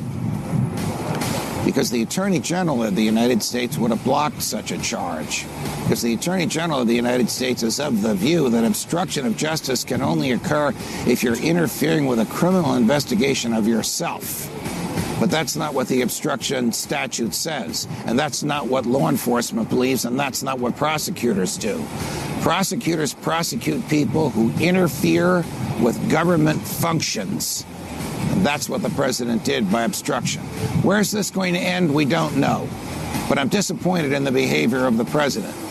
His job is to preserve, protect, and defend the Constitution of the United States, to uphold and to enforce federal law, not to violate it. If he had ordered his aides to violate federal law, to save a human life, or to preserve human freedom, he would at least have a moral defense to his behavior. But ordering them to break federal law to save him from the consequences of his own behavior, that is immoral, that is criminal, that is defenseless, and that is condemnable. So the relationship between President Trump and Fox News is really weird now. And so Judge Napolitano, who's been a real supporter of the president, now this was a promo for his show. And by the way, we should mention that arguments that he made can also be, and we've heard both sides of the exact same thing. Sure. You can suggest that somebody go, why don't you go do this? And then they don't do it because we know that none of them right. did. But that's just a thought crime. Yeah. But it's not even important in what's going on with Fox News. Fox is changing. I know, but I'm just saying that Napolitano has been on the other side of the debate consistently until now. And so Trump tweeted this morning, let me see, I put a little mark here. Ever since Andrew came to my office to ask that I appoint him to the U.S. Supreme Court, and I said no, he has been very hostile. Also asked for a pardon for his friend, a good pal of low ratings, Shepard Smith. Now, I don't know if I doubt Napolitano really said, hey, man, I belong on the Supreme Court. Do you think he did that? Do you think he said, appoint me to the Supreme Court? You never know. But it's. I mean, it's possible, and Trump's not the kind of guy that's circumspect when it comes to this sort of thing, and could be full of crap and is just lying. But it seems that there's other better things to lie about. Well, there's a lot happening at Fox behind the scenes. It is noteworthy that Napolitano has switched completely from an incredibly, I think, somewhat over the top pro-Trump pro-Trump interpretation of events, which is now being done by Dershowitz, and I'd like to see those two get together. He switched over from that to being extremely aggressive. That last the clip you played makes it sound like Trump is just a walking felon, and so there's something did happen. Well, I think there's more going on. Let's look at what we're seeing. We're seeing. Donna Brazile is now in Fox as a pundit. We have Paul Ryan, enemy of Trump, who's on the board of directors. There had to be some appeasement for the Fox Disney deal, although the Fox News is not included in that. But now I see other M5M outlets are talking about the discontent amongst the rank and file within Fox News because the top ratings draw, although not moneymakers currently because their advertisers have all been pestered away, is Carlson, Hannity, Ingraham, I guess maybe Judge Jeanine, who, of course, was kicked off for some comment that was deemed Islamophobic, and Trump apparently called Rupert Murdoch and said, dude, get her back on the air. So there's a fight going on inside Fox somewhere underneath on the back end, and I think they're hollowing it out. And I believe you're going to see at least one big head roll. A big name has got to go. Well, and I think it's Ingraham. No, she's too new. She would be perfect to sacrifice. They got to sacrifice someone. She's not that big of a sacrifice. It either has to be Hannity or Carlson. Okay. Hannity would be the big one. Oh man, that would be fantastic to watch. It would be a mess. What would he do? I mean, next thing you know, he'd be over with Glenn Beck and what's the other guy? O'Reilly. They could start a podcast network. Yeah, there you go. Well, I'm keeping my eye on this because if you're going to make that prediction, I'm going to up the ante and say it's going to be Hannity. Okay, I'm saying it's because they've taken a couple of shots at Hannity already, and he's gotten through it. But if they kick, Hannity is their bread and butter. That's the bread and butter. That is the president's personal friend. That's too much of a strike. Carlson possibly, but I think that they'd be worried. Ingraham is just disposable. No, I think it's easier to throw her out. She's not that important, and no one would care. I disagree. It would be seen as a notch for the Media Matters people or the Sleeping Giants or whoever is. And she's not that offensive. No, it has nothing to do with her. It's just a name. They got to get someone gone. Someone's got to go. Shepard Smith's the one they should get rid of. Shep, they love Shep because he's doing all lefty stuff. Yeah, he does. They are changing over there at Fox News, and the president, for some reason, is fighting infiltrated by the social justice warrior types. It's great to watch. They got rid of the Ailes, and he drops dead shortly thereafter. And Lachlan Murdoch, I think, is running the show. Yes, he is. And also, I think they're messing around with Tucker Carlson's teleprompter. It may just be a horrible prompter operator. But you'll see him talk and in the middle of the sentence he'll say measles outbreak, quarantine issued at UCLA. Because I can tell the prompter's not scrolling in time. I can see it. I can see what's happening. I've done this. Yeah, it's very noticeable. I think they're messing with him. So maybe you're right. Maybe it is Carlson. We'll see. Someone's got to go. And unlike the No Agenda show, it can actually happen there. Can't happen here. Yeah. No. But with that, I do have to thank you for your courage and say, in the morning to you, the man who put the sea in lightly circulating report, John C. Dvorak. And in the morning to you, according to the Mueller report, we're number one. In the morning, all ships and sea, boots on the ground, feet in the air, subs in the water, all the dames and nights out there. Bill Barr backs that up and says, in the morning to all of the trolls at noagendastream.com. It's our official troll room where you can listen to the show in real time. Any of our hundreds of shows that rotate on the stream 24/7, hop in there, chat away.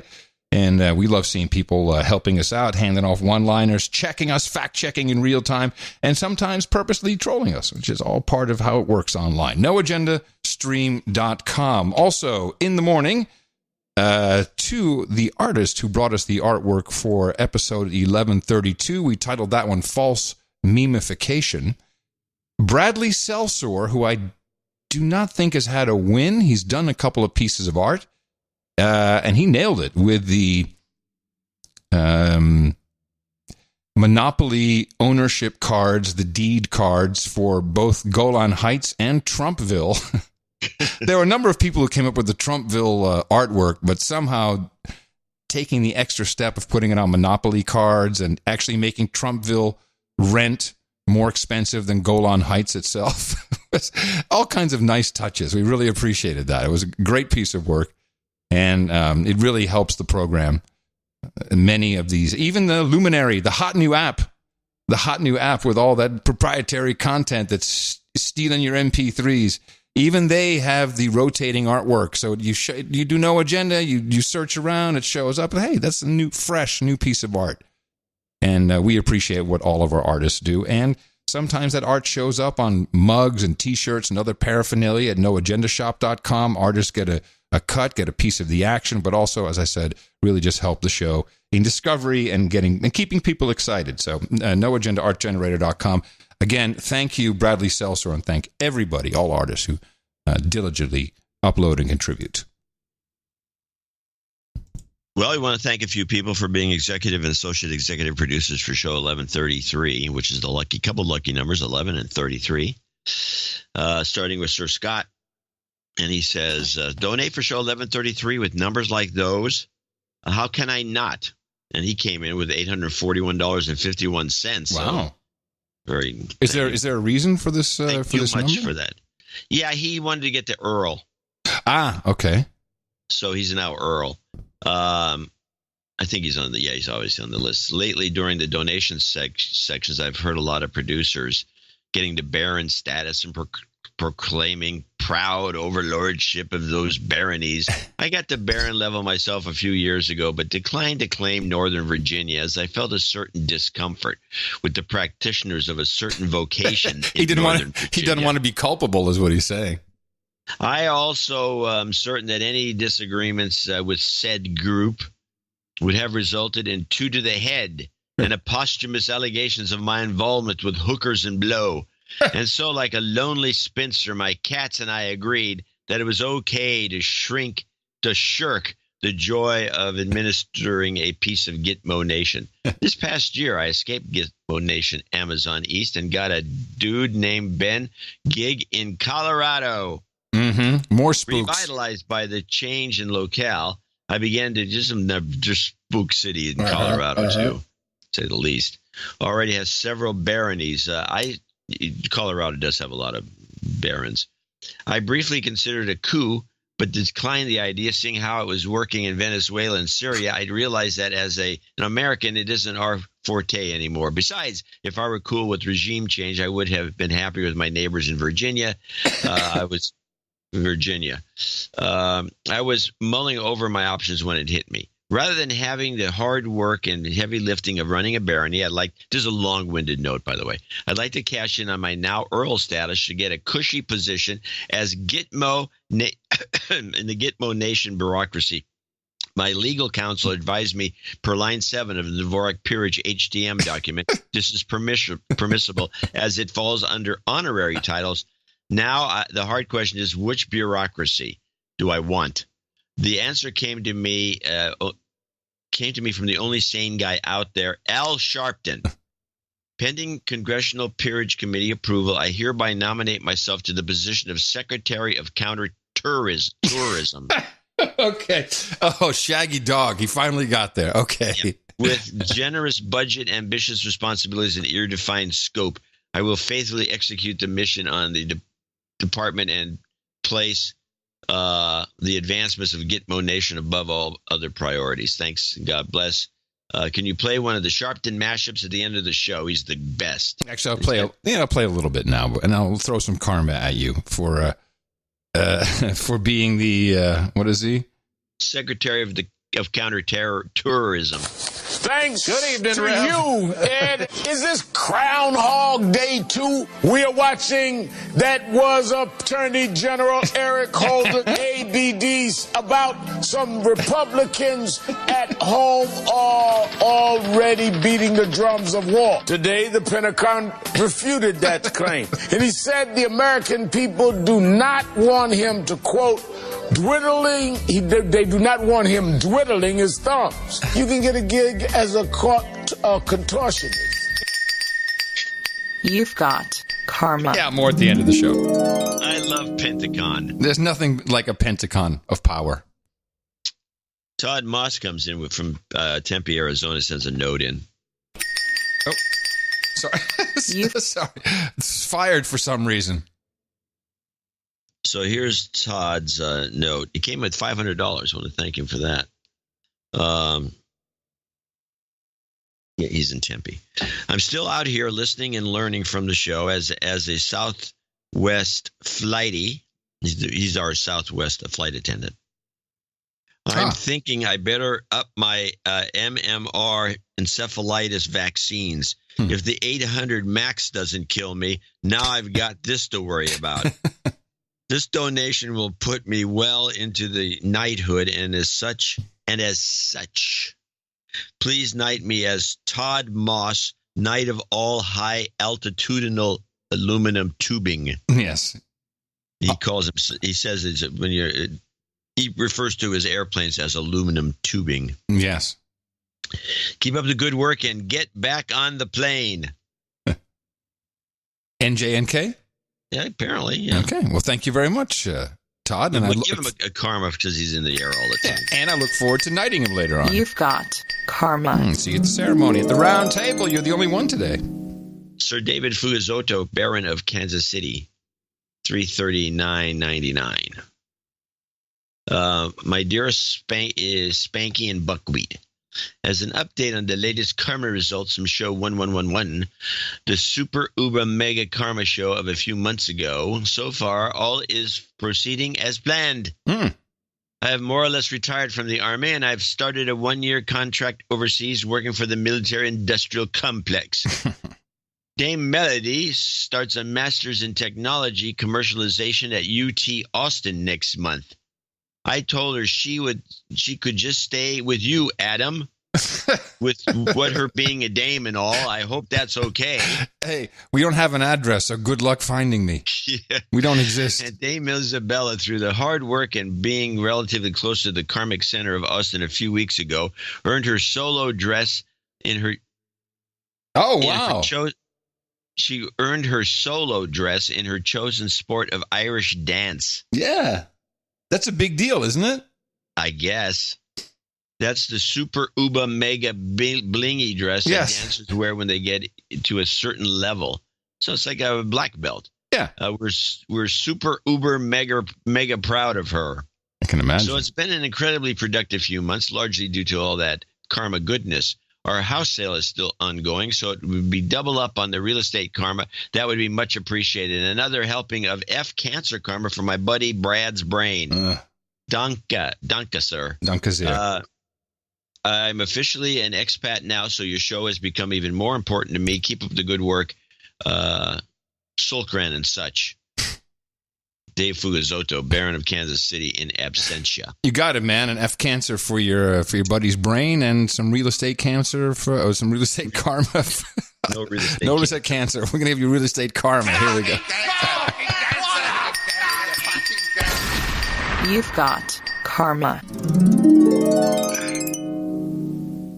Sir Brian Warden in Cumming, Georgia, 333.33. Hi, Buzzed and Buzzkill. Buzzed. You notice in South America, in some of these places where they learn English, they always pronounce things like that. Buzzed. Oh, yes, buzzed. Buzzed instead of buzzed. With just paying back for the job karma from 1123, one offer from my interview and a separate out of the blue job offer. Out of the blue job offer. The nut job Pelosi sure knows how to get the jobs. I am part of the Atlanta Local 404. It's the area code, not the web error. Yes. Johnny shout-outs. It's not the web error. Johnny. That's referring to me. Shout-outs to the Viscount, Sir Herb Lamb, Andre, who came in from Nashville, Sir Mike Crotch. Satellite Bob, Mike, Michael, John, Don, Alyssa, Mark, and Zach, John, and Tina from Charlotte. Jingles, Alex Jones, growing babies and cows. That's true. Alex Jones, chemicals that turn the frogs gay. That's true. If you irradiate poop, it's poop ISO. That's true. Thank you for your courage, Sir Brian Williams. So I don't know. He actually sent me an email about it's something from episode 500 about irradiating poop. I could not find that, so I got a couple things. I'll just switch back and forth to make him happy because it's different to hear some different. He just wants the "it's true" thing behind it. There it is. Probably. Gay bomb. Look it up for yourself. I mean, this is what they're. What do you think tap water is? It's a gay bomb, baby. And I'm not saying people didn't naturally have homosexual feelings. I'm not even getting into it, quite frankly. I mean, give me a break. You think I am like shocked by it? I'm up here bashing it because I don't like gay people. I don't like them putting chemicals in the water that turn the friggin' frogs gay. That's true. Truth of the matter is everybody poops. They're pooping on the street. You've got karma. A little something different. Onward to our first associate executive producer, Tony Cabrera, 22644. No Agenda Shop checked in with your latest cut of sales. Thanks for continuing to inspire new designs with the topics you cover every show, and karma for the artists who make the shop possible. Can I get any Alex Jones clip? Random number. Followed by that's true. Same exact request. That's interesting. And before I played that, I think did I not hear it, or did you skip over Jim Briscoe? I did skip over Jim Briscoe. Good. That gives me a chance to get a different clip from Alex Jones. Do Jim Briscoe. Night Jim Briscoe. Yes. Sir Jim Briscoe. Hey, gents. Night Jim Briscoe here. Sure, by now I've got some other title, but I haven't done the accounting.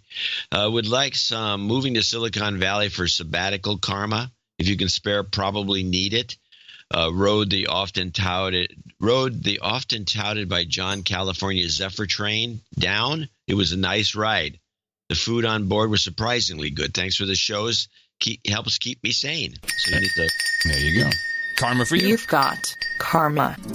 All right, so now we have Tony Cabrera, and he wanted some AJ, followed by that's true. Yeah, you're right. That is random number theory, but also these things are trending. I don't like them putting chemicals in the water that turn the friggin' frogs gay. That's true. Yeah. Oh, he needed karma for the artist. Yes, here we go. You've got karma. And thank you for everything you guys at No Agenda Shop do. It's great. NoAgendaShop.com. Sir John Overall Night Runner in Victoria, BC, 21133. Hey, Adam John, Sir John Overall Night Runner from Victoria, BC, Scandinavia. Here's a 21133 in honor of show 1133. To get the 33 out of view for a while. The last couple of weeks, it seems I've been haunted by 33 everywhere. So it means it's time to donate again and to finally get a $5 weekly donation set up. I'm sure this will help. Also, since Adam has talked about 2030 a couple of shows back, he's been talking about 2030 for the last a long time, yeah. I seem to see it in the news articles everywhere, and we noticed this 5 years ago. News articles everywhere and in the middle of articles for no apparent reason. Yes, this is true. It's true. It's true. To get this one clear, I have to set up the big countdown clock over at 2030countdown.com. It seems we have just under 10 years and 8 months until the end. I'd like to say it's a good one. Check it out. See if it's there. Who put that together? I would like to say thanks again for the help on the No Agenda community. And Adam gave me during my father's passing back in September and all the help with getting the honor guard for his funeral. Yes, I remember now. Of course. Yes. Look, man, we just have contacts, and we didn't do much. It was really the No Agenda community that did that. Agent Orange jumped in. Lots of military folk. True. It's true. Please play following jingles: 69 Atlas Shrugged, Don't Be a Denier, and Business Karma from my web hosting design business and WordPress plugins A to Z podcast, Sir John Overall. 69, dudes! Atlas Shrugged. By Ayn Rand. The science is in! Science! You've got karma. Onward to Night of Huge Data, who came in $201.02. He's got Night of Huge Data climbing back on board. No jingles, no karma, but could use a new invisible hat. Ah, yes, hold on. I put it on the drone. Get ready. All right, and sending it off to you, and go. All right, should be there any minute. Onward to Baron Dirty Dick Bangs of D.C., $200. Beagle donation in honor of our beloved Beagle Buck, who passed in 2017. Oh. Of course, we had the Beagle on the last newsletter. That's right. Call out to my smoking hot wife and the head of the No Agenda Voider Club. She's the best at turning you guys out. Call outs to Barrett Bangs, Archer Bangs, and Colton Bangs as loyal listeners. A better father would donate in their name, but I'm Baron Dirty Dick Bangs of D.C., and I'm gunning for Viscount. He doesn't care. Thanks for all you do. I'd like to request karma for all the douchebags who don't donate. Maybe a stranger like myself requesting cool karma FOD vibes for total parasitic douchebags and encourage first-time donors to step forward and support. Or, at the very least, they now know they're parasitic douchebags. Sincerely, Baron Dirty Dick Bangs of D.C. You've got karma. Yeah, good one. There was some Twitter conversation about this. You know, people, when someone's bitching and moaning about, I can't get paid for podcasting. And of course, our producers go straight into hitting people in the mouth saying, well, you should try the value for value model, which is poorly understood. And I even went so far as to say, hey, you know, yes, of course you've discovered that less than 1% of your audience donates. Well, here's what you need to do. First, consider your audience not just a bunch of listeners, but actual producers of the program you're doing. Second, instead of making people chip in at set amounts, just tell them to send you whatever they thought the program was worth to you. And third, you need an outstanding product, of course. The reply that came back was, well, that's rather insulting, saying I didn't jack up the price high enough and I've got a shitty podcast. Talk about taking it the wrong way. Yeah, you can't explain this. I will say, if I was that guy, I would have taken it the same way. Really? Because that is what you said. No, that is not what that is literally not what I said. That's what you implied. I did not imply that. Well, I'm implying it. Yeah. You know what we say? Yes, you have a crappy podcast that nobody cares about because you just wow.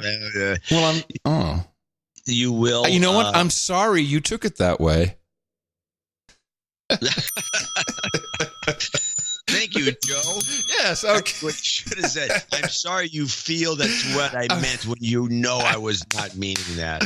What is the actual term for that type of an apology? It needs a term. It's called a non-apology. Oh. And I need to add a fourth thing to it, which is you need a Yeti mic, which I think I picked up from you. So that's right, everybody. There's your success to podcasting. A, call your listeners producers and treat them as such. B, let them donate whatever they feel the program was worth to you. 3, be an outstanding product. And 4, make sure you're using a Yeti mic. Dvorak.org/NA. Make sure you support us for the next program. It'll be on Thursday. In the meantime, go out and propagate. Our formula is this. We go out, we hit people in the mouth. Order! Shut up, slave. Yes, shut up, slaves. Shut up. Just shut up. You did mention something I'd like to expand on, which is the idea that there's no set amount. You could have a subscription of some price, and you could, or make it. Or we have a lot of gimmicky. Well, we have monthly and weekly, sure. But you should allow people to give whatever they want. Every time you see the drop down menu, which is so tempting because it looks cool. Oh, I could do a drop down menu, and it says. And it gives you like 50, 20, 10. It's like those things you get from the University of California library. You know, they say it help support the library. Yeah. And then they have these specific amounts. What if I, once amount in between? They do always offer that as an option. But generally speaking, I find it somewhat offensive to have these specific amounts. I mean, I like it in certain ways when they're celebrating something. But just in general, people should just. The value for value thing is, I think I got about $5 worth out of this show, so I'm going to give them $5 for the show, or hell with it, I'll give them $5 for every show, and so then it would be like what 2, 4, 6, 8, $40 a month, something like that. Yeah, I don't know. It seems to me that just what was it worth to you? Our original pitch, which remains the same, is based on time. If you actually spent 2.5, 3 hours listening to us. Your time is worth something. Was it worth something to you? Was it worth like a movie with a date and a drink? Because it's a movie, date, and a drink. You're not getting laid, so it's low. But that could be that's what it's worth to you. A drink and a movie is expensive. It could be $12-15 a pop. Yeah, but I said you're not getting laid. I said so. You know, you're not getting laid. You'll get laid listening to this show. Ask anybody. Ask anyone. It's in the Mueller. Yes. Oh man. Yeah. Okay. All right. Let's go on to San Diego shooting. It never got much legs. Now, was this the synagogue? Yeah. Yeah. So this guy, what's his name? Something. He has a middle name with just a T now. They're not even spelling it out. So he apparently also released a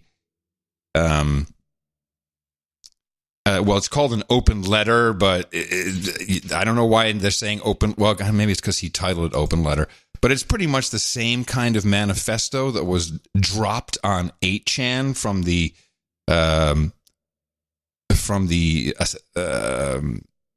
Christchurch shooter, the Muslim mosque in Christchurch shooter. Yeah. And the format is very similar with questions and answers. You know, and in fact, the keeper was telling me this morning that, you know, that was, of course, being blamed on Trump somehow because, you know, I don't know, because he hates Jews, obviously. Yeah. Even though in this open letter, the guy specifically says in a question answer, like, here it is, John T. Ernest. Yeah, let me open it up for you. An open letter. Yes, let me see. He says this thing about Trump. Let me find it for. Are you a Trump?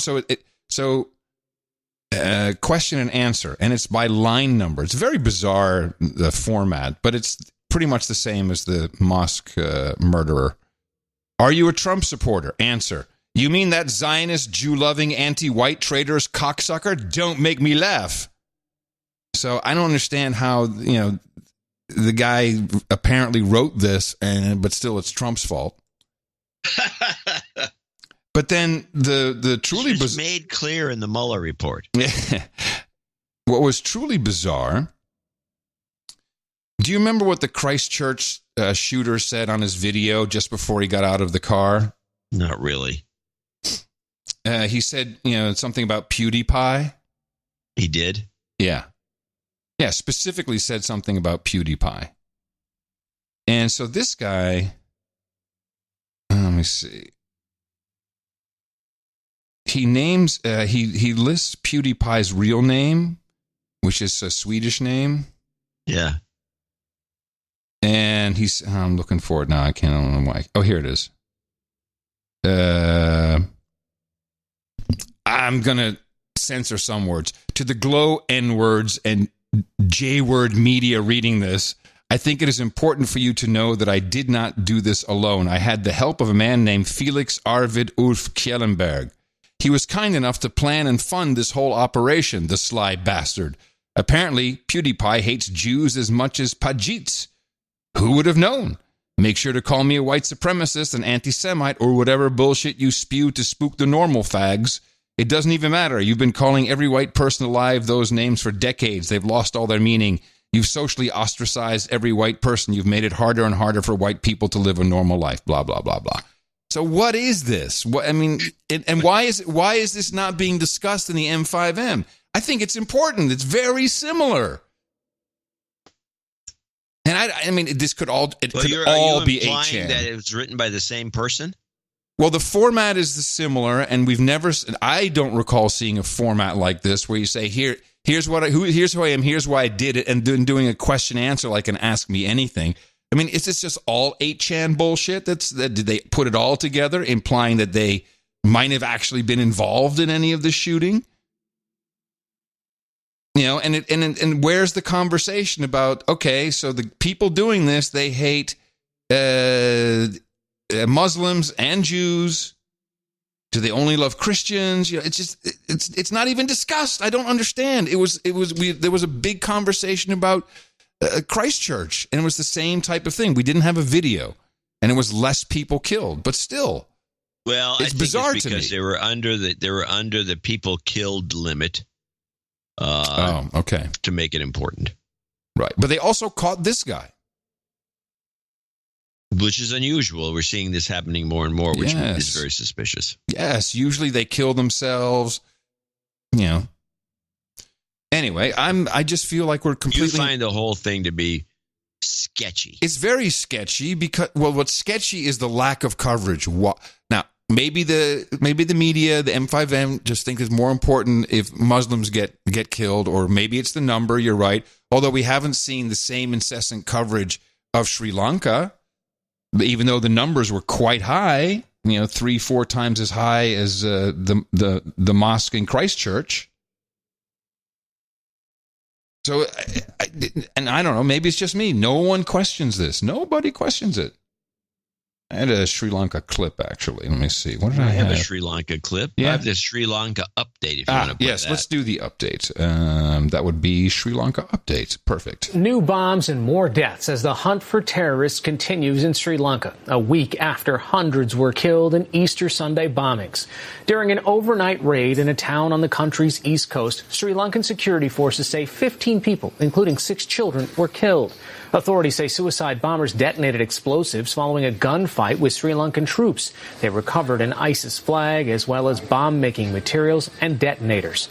This came just hours after Sri Lanka's president promised a house-to-house search of the entire country.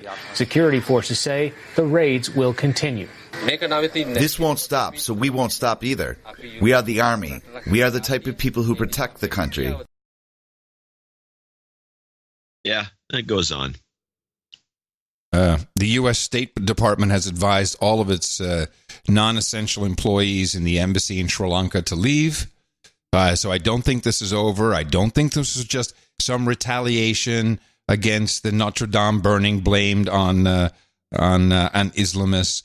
There is something else going on, and my assertion was this was India with a message to Sri Lanka about China. Here's Gordon Chang. They turned a container port in Sri Lanka, the Colombo International Terminal. They docked a submarine and its tender there in September and October 2014, 2 separate occasions. That's a Chinese-funded port. They've taken over a container port in Sri Lanka because they debt-trapped the government there. That probably will end up being a facility for the Chinese Navy. Oh, yeah. This is definitely happening. Perhaps the synagogue, just from a cynical standpoint, a cynical conspiratorial view, perhaps we needed that. Perhaps we needed a little synagogue action to distract everyone away from the Christians. And it wasn't just all Christians, by the way. It was churches and hotels in Colombo. Major message to the government there. So maybe it was just to shut people up. Like, stop already. This is we want China out of there. They're doing the right thing, scaring them away. This is the only way to do it. You're focusing way too much on the religious aspect. Let's throw some synagogue action in. I don't know. Like where you're free forming here. Yeah, but you're just on a roll. Well, no one else has any other inspirational ideas about this in journalism. Period. I don't find it in the Times. I don't find it in where's your source of this so-called journalism that you're looking for and not finding? Where is this? I'm looking at M5M, baby. Well, M5M's no good. Yeah, well, exactly. That's all you're proving. So I'm struggling. I'm floundering over here. I like the Chinese angle, though, because it's true. It's true that the Chinese have taken over these ports, and it's like, this is not a good thing. And India doesn't like, they're parking submarines. If they're parking submarines there, they don't. That's a problem. That was news to me. Yeah. Yeah, you start using it as a sub base. Yeah, it's a problem. Well, it's a problem, yeah, because it's a choke point. Yes. That area is one of the many choke points that the Chinese are trying to capture. They're getting them everywhere they can. And as part of their attempt to take over everything. Well, certainly the shipping lanes, but to have a military, I mean, I don't know, it may just be me, but I find it odd that Djibouti, where we've been launching drones from for 5 years, is now a major Chinese military base. How did that happen? How did we let that happen? I don't know. I don't know who's running the show. It doesn't appear the president is focused on a lot of different things. There was a great moment, though, in Scandinavia of epic proportions with Trudeau. And this is very different. Prime Minister, I guess they get different billing, different vibe than our presidents. We have, we always got people with, men in black, women in black suits, earpieces running around talking into their sleeves, bag off, and when he would trounce on you.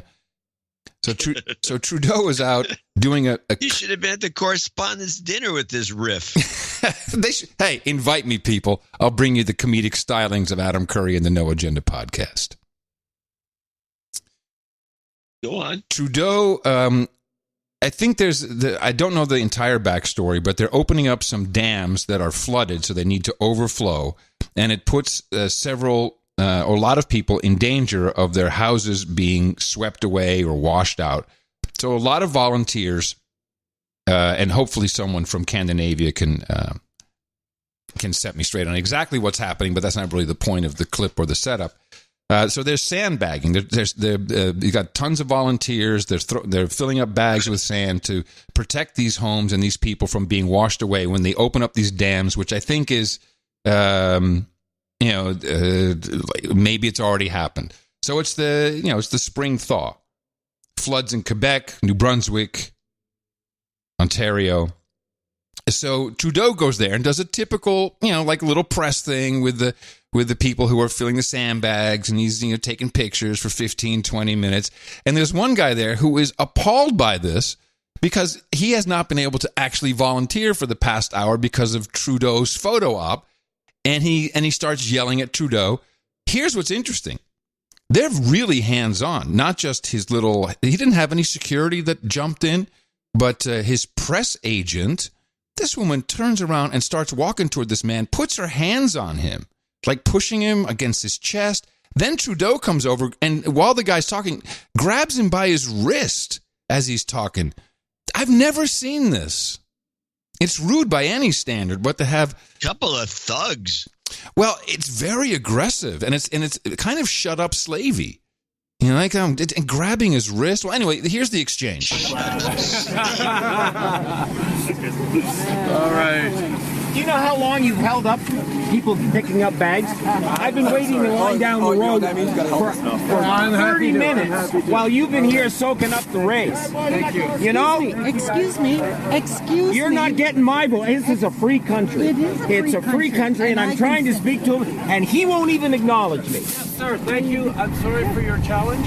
It's not my challenge. I'm a volunteer trying to help someone save their home. Sir, we've been filling sandbags as well. Yeah. Okay? And you know, while you're here, nobody can pick up. I am here. While you're here, no one can pick I don't up know sand. that, sir. I'm sorry. Well, why don't you make yourself aware? We are going to. I was with a guy who was a staunch conservative, and he said if you'd actually do work, he'd change his vote and vote for you. Sorry, sir. That's sincerity. I just spent half an hour. Can you listen to me, sir, now that I've listened to you? Yeah, I'll listen. Okay. I'm glad to be here with my kids. We just filled sandbags for 15 minutes, which isn't enough. Sorry. All your RCMP and security held people up from getting their stuff. I can understand your frustration around security. I live frustrations with security every day of my life right now. That's something that unfortunately is a reality of my life. But I'm happy to be here. They're about to open these dams. I'm happy to be here to speak with you, to listen to you, to speak with all and to encourage more Canadians to come out and volunteer. More people are coming and volunteer because I volunteered, but I was in a truck for an hour waiting while you were here with a photo op. I have the most insincere thing I've ever seen. I'm sorry, sir. That's unfriendly and unneighborly today. We're here to help. So, a couple things. First of all, that's unfriendly and unneighborly. I've never heard the term Canades. Is that typical if you're talking about Canadians? Hey, us Canades? Is that typical? I've never heard that term. I don't know if he just abbreviated or truncated Canadians and came out Canades. So some of the Canades for us now, it's definitely Canades from this day on. But my favorite, I still like Scandinavian better. Yeah. Canades. It's got a snotty sound. I'm not sure, Canuck. Maybe that's where it comes from. But the phrase I like the most is as Trudeau is coming over, I'm sorry for your challenge. The hell was that all about? Sir, I'm sorry for your challenge. I'm sorry for your challenge. Sorry for your challenge. What is this? They're playing something from Game of Thrones or something? I'm not getting this. I like it. References. I like it. Sorry for your challenge. If when someone's like just yelling at you, look, man, I'm really sorry for your challenge. Because it can confuse someone and insult them at the same time. I'm so sorry. Definitely confusing. Sorry for your challenge. Canades. I don't know. Canades. Never heard of that term. Must be me. Well, let's see. I got the San Diego shooting PBS early report on the San Diego shooting, which is not important. Didn't we just play that? Yeah, is that the one we played? I thought we just played that. We did. Okay. Wait, you're out of clips, Dvorak? I'm getting there. Okay. Well, let's talk about vaccines then. Okay. First, we got a nice note from someone in the industry. Let me pull this up. One of our producers, which we always appreciate, and I was able to put this into the show notes. Actually, let's start with Brooklyn from one of our producers. Just thought I'd give you a heads up on how the hysteria is unfolding on the streets here in Williamsburg, Brooklyn. Now, this is the hysteria that has is happening all over the world. We're seeing this with press that we can follow and understand. We're seeing measles outbreaks in the Netherlands. We're seeing them in the UK. No one is calling for a global pandemic or anything like that. It just seems that you need to get your booster shot, but it's all localized for some reason.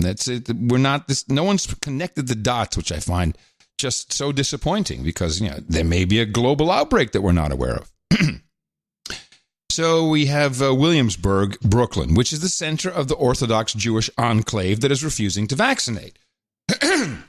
Now, you may have heard that Mayor de Blasio mandated that the Orthodox Jews must vaccinate or face fines of $1,000 if they show up in public spaces being unvaccinated, which is, who knows how that'll unpack. Our producer goes on, my workplace is just a few blocks down the street from their main neighborhood. And we received a call tonight from the New York State Health Department informing us that we had a customer last Thursday for an event who tested positive for measles. They requested a list of every employee and customer that was there that night, as well as their phone numbers. Hold on a second before you go on. What do you mean tested positively for measles? Where do you get tested for measles? What's the test? I think there's a blood test. Not that I know of. Well, maybe if you just have spots, then you show that's it. Not a test. Then you have measles. Well, this is what happened. I just find that the phrase "tested positively for measles" to be somewhat weird. Perhaps it meant they diagnosed someone with measles. It's not the same. No, I agree with you. It implies there was a test. If you look at, let's do a quick Google News search because we want to actually use Google for this. And we'll say tested positive for measles. I think you'll see that this is a M5M phrase. Let's go to the news tab. How to Michigan kids tested positive for measles. No, that's not the... LA universities quarantine staff students over measles. Several people tested positive for the highly contagious measles virus. Kids tested positive for measles. Boston Elementary School student tests positive for measles. So there must be some test. Well, apparently, or either that or they're just like throwing that phrase out. No. Tested positively. What is the... Okay, well, now we're stuck here. Because this is one of those things that gets to me. Okay. Measles, MEASELS, test. LES. Just a simple little search. What is the measles test? Is there one? Diagnosis. Your doctor can usually diagnose measles based on the disease's characteristic rashes, blah, blah, blah, blah. If necessary, a blood test can confirm whether the rash is truly measles. So I'm right. Blood test. But you get the blood test if you have the rash. So you have measles. Right. So I guess it's possible you have a rash that's not measles, and so you have a test. I've got it. Thank you. I've got it. Okay. This is an element of the fear campaign. Because where else have you heard tested positive for something? There's only one. AIDS, exactly. HIV. So it's part of the fear campaign, and it's flowing over into the vocabulary. Instead of saying, hey, someone was there, had the measles, or came down with the measles, when you report tested positive, makes it that much more scary. And by the way, NBC, ABC, several outlets have all used the doctored stock photo picture of the baby or nurse in uniform or in scrubs holding the baby, and the baby is all filled with measles spots. And it turns out that's just a stock photo image that someone doctored up, and they've all used it. Hey, welcome to the M5M. So the New York State Health Department called us, informing us we had a customer last Thursday for an event who has tested positive for measles. They requested a list of every employee and customer that was there that night, as well as their phone numbers. They provided access to an online portal with information regarding what to do if an employee shows symptoms or is unvaccinated, as well as the Excel sheet they wanted us to fill out and send back. It will automatically add all names and numbers to a database of possibly exposed individuals. Of course, I expressed I would like to opt out of this information collection, and I'm waiting to make sure that request is acted upon. I'll update further if anything else develops from this. And, here we have UCLA, Cal State, to quarantine students who cannot prove they had measles vaccination. And so if you can't prove that you've had a vaccination, can't you just be tested and show that you don't test positive for measles? Well, based on everything we've just been rambling about, yes. You'd think. That should work. No, so instead, if you can't prove that you've had your measles shot and your booster. Which nobody can prove because it's not a piece of documentation that you keep. And you probably don't have the same doctor, especially if you had the shot a long time ago. You just had to get another shot. Yep. This is just to sell more shots. That's the way it seems to me. Measles, but it's the scare. Everyone's so afraid. Tested positively for measles. So here's our insider who will be able to help us with the testing positive for measles. He's the anonymous slave. Enjoying your vaccine, best on no agenda after studying the specific field on the clinical side at school. Working with Big Pharma on the marketing side, I consider myself a semi-vaxxer as well. Thought I'd offer some context clarifications. And this is not stuff that we don't necessarily know, but it's good reiterating, I think. Injecting attenuated and or killed virus is one and the oldest vaccine mechanism, the one in the MMR vaccine. Another mechanism to inject parts is to inject parts of the germ so that the immune system can develop antibodies to recognize and fight the germ if infected. At the end of the day, said purposely, all these vaccines rely on the patient's immune system learning to raise antibodies so they can fight off the disease if they come in contact. That's my understanding as well. That memory of the antibodies can be lost as immune cells die, hence the booster shots. The booster shot requirement does tend to vary by vaccine/disease. I don't think the industry has established why. So a vaccine may legitimately not be... Because half of it's water. So a vaccine may legitimately not be 100% effective if that immune training doesn't happen effectively. There's no confirmation test done to see that someone actually responded to the antigen. Or in the cases of Gardasil and the yearly flu vaccines, it doesn't address every strain of the disease. And of course, vaccine-resistant strains can always develop and thrive because no one is inoculated against them. Gardasil only inoculates against 9. It was initially 4, as you and I remember, back in 2006, 7. So that's 9 strains of HPV, which the exalted peer-reviewed literature claims accounts of 90% of the strains that can cause cervical cancers. With the flu vaccine, they have to guess every year what the dominant strains will be to throw into the vaccine. As you've mentioned in the show, very often they get it wrong. None of all that would be necessary or would be necessarily bad if it were transparent, but it's not. And the effectiveness and the weak severity of many of the diseases is incongruous with the dogma created around the need to get these vaccines. Also, pharma is always looking for ways to diagnose more people with stuff, which makes sense from a marketing perspective. Just look into the creation of pre-diabetes. and the changing goalposts for diagnosing diabetes. That's true. Pre-diabetes. Pre-diabetes, yeah. Precancerous, pre-diabetes. It's we're all pre-dead. Everybody's got pre-diabetes. Everybody's got pre-cancer. Everyone's got pre-death. You just gotta love it. It's fantastic. So the president was asked about the measles outbreak and what should be done. They have to get the shot. The vaccinations are so important. This is really going around now. They have to get their shot. Shut up, slave. Okay. Meanwhile, here's what went on in Coachella, which no one is frightened about. Most people go to Coachella for the music, but some are coming home with a more long-lasting experience. Doctors say herpes cases have skyrocketed at the Coachella Music Festival this year. They report seeing up to 10 times the cases they normally do this year. There have been more than 1,100 cases over the last 2 weekends of the festival. Now, this is something to be worried about for your kids. Because once you get the herpes, I'm pretty sure it doesn't go away. Well, I'd like to know. The report is weird because it doesn't go away, but it's like, what's going on at this? This is a music festival. Oh, hello. I mean, are you telling me that everyone's having massive amounts of sex at Coachella? Hey, man, it's herd immunity. Are they having massive amounts of sex at Coachella? That's the implication.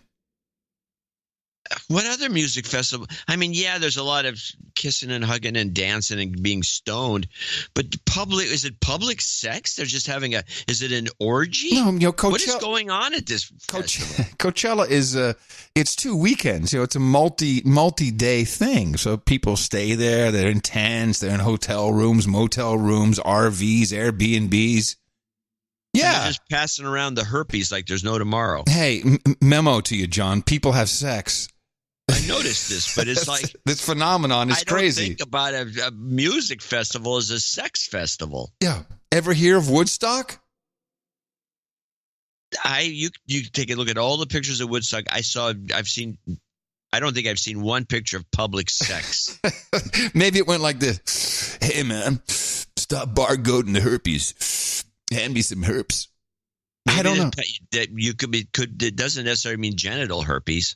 No, but I'm pretty sure that's what they're implying. Yeah, but if you're passing joints around and somebody's got a big sore on their lip, that's herpes. Oh, nice. Yeah, I just got this sore on my lip. I think it's because the dope has been burning too hot, man. I'm going to show my support by donating to No Agenda. Imagine all the people who could do that. Oh, yeah, that'd be fab. Yeah, on No Agenda. In the morning. Good. Hey, man. Stop sucking on the herpes joint, man. Let's do some donations. Sir John Knowles starts off our donor listing, the Baron of Murfreesboro. Yes. Where all the techies are. We got to go there. That's where the next meetup should be. It should be. Don't you think? Hocus Locus. 100. Oh, by the way, Knowles came in with 113.33, which is the special double sticks and 3 chicks. Yeah.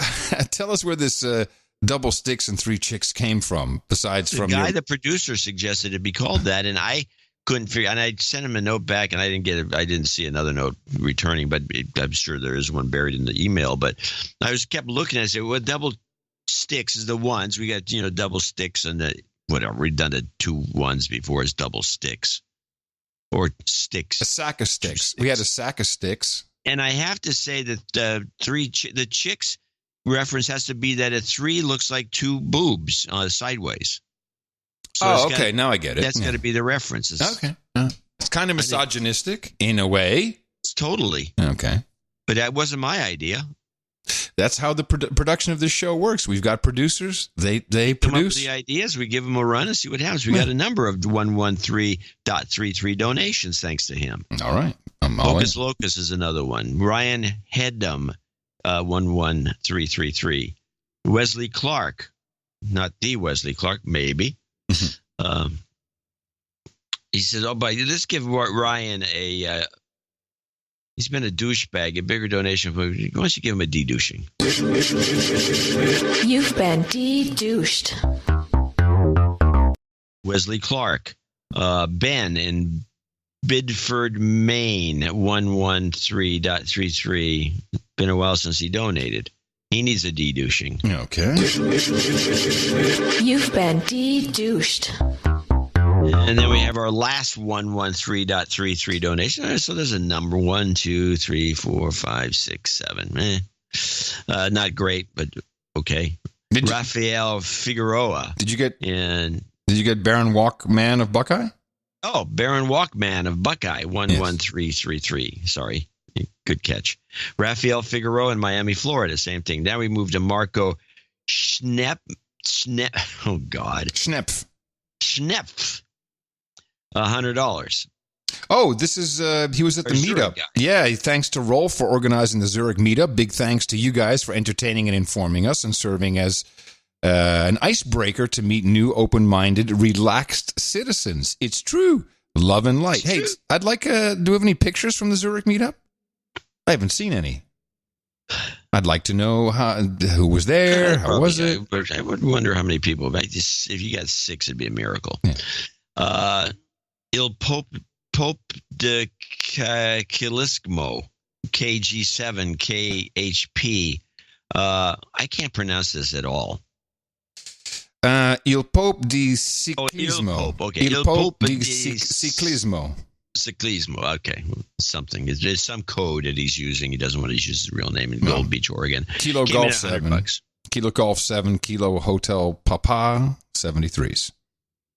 Roger Colburn, $100. Sir Sean in Moyock, North Carolina, $100. It came in as a check, a surprising check. Listen, hold on. Roger Colburn, who I know is in Austin, he wanted to hook up, but I have no time while he's here. He says, I'm in town. Do you want to do lunch? I can tell you about how my Tesla blew up and I had to get all my batteries replaced. Sounds like a good story, is there? So I hope we can hook up next time he's in town. Anonymous, 8008 boobs, Page, Arizona. Guys, you guys are always taking a risk and going to this anonymous thing at these levels. Thank you, John and Ann, for the best podcast. Shout out to Nick the Rat. Mm-hmm. Okay. And Hog Story and the rest of the No Agenda family. Sir Joel, Battle Bomb Black Baron of Northern Nevada in Reno, 8008. Les Smith, 8008. Happy birthday to my smoking hot wife, Kim. She's getting, is there a dame? Oh, dame's coming up for her. Not today. Paul Gabrielson, 80. Nathan Carver, $75 from Calgary, Alberta. My name is Nathan, and my cousin Daniel introduced me to your show, and his greatest fear is that his wife or myself will donate before he does, and ask you guys to call him out as a douchebag. Fear confirmed. Yeah, he should have been afraid. Tom Miller, 6969. Baron Mark Tanner, 6789 in Whittier. Paul Aranum, 5656. Sir Eric VM, Baron of the Valley, 5555. Christopher Walker, De Pere, Wisconsin, 5510. Seth Ralston, 5510. Double nickels on the He says, clicked on the puppy in the newsletter and I got here. Was the puppy linked to double nickels on the dime? It was linked to an open donation, I believe, called nice. a puppy donation. It's a new category. It's called the Sad Puppy donation. Puppy. Sad pup. Adam Barrett, 5115. Scott Nelson, 50001 in Melbourne, Florida. And now the following are $50 donors, name and location if available. It's Robert Fittler in Mars, Pennsylvania. Danielle Williams. Danielle. S.F. Norlander in Willemstad, Netherlands. Oh, interesting. No. Willemstad, Netherlands? No. That doesn't sound right. That's what he says, Willemstad, Netherlands. It's probably Bonaire or Curacao or something. Oh. No, it's okay. Then it could be Netherlands Antilles. Well, could be. Stuart Fawcett, Jeffrey Zellin in Oakland, Michigan. Richard Gardner, Sir Richard. I don't know where he is anymore. Darren Denizuski in Dubai, Arab Emirates. And Peter Totes in Sugar Land, Texas. Eric Dutro in Flint, Michigan. Maxine Waters Gravel. That thing is still there, man. The gravel. Is still donating. And finally, the Rogson family in Los Angeles, California. I want to thank all these people for contributing to show 1133, two lucky numbers. And these keeps the show going. Really appreciated. Yeah, Maxine Waters Gravel requesting First Communion karma from our youngest Gravel in training. Okay. And for Adam Barrett, he wanted to add fellow producer and smoking hot upholder of the law, Amanda, to the birthday list. So we'll do both of those. And thank you for showing up and participating in our grand experiment, 11 years and 1,133 episodes strong. It is your show. You produce it, which means you're responsible for everything. You guys do fantastic. This is a great example of it. We appreciate all of the financial support. Also from people who came in under $50. That is how you can always be assured of anonymity, since we just don't read anything under that level. But we do have a lot of 33s, 11s, 12s, all of the programs, the different subscriptions, which help out tremendously. Please support us for our next program, which will be on the other Thursday. And you can do that at Dvorak.org/NA. Karma's as requested. Jobs, jobs, jobs, and jobs. Let's vote for jobs. You've got karma.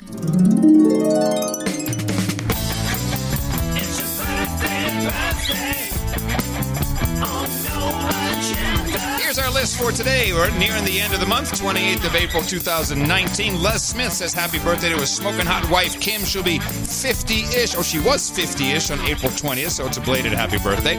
Adam Barrett to the smoking hot upholder of law, Amanda, who's celebrating. And Chris Bryant to his smoking hot girlfriend, Miranda. She turned 36 yesterday. Happy birthday from everybody here at the best podcast in the universe.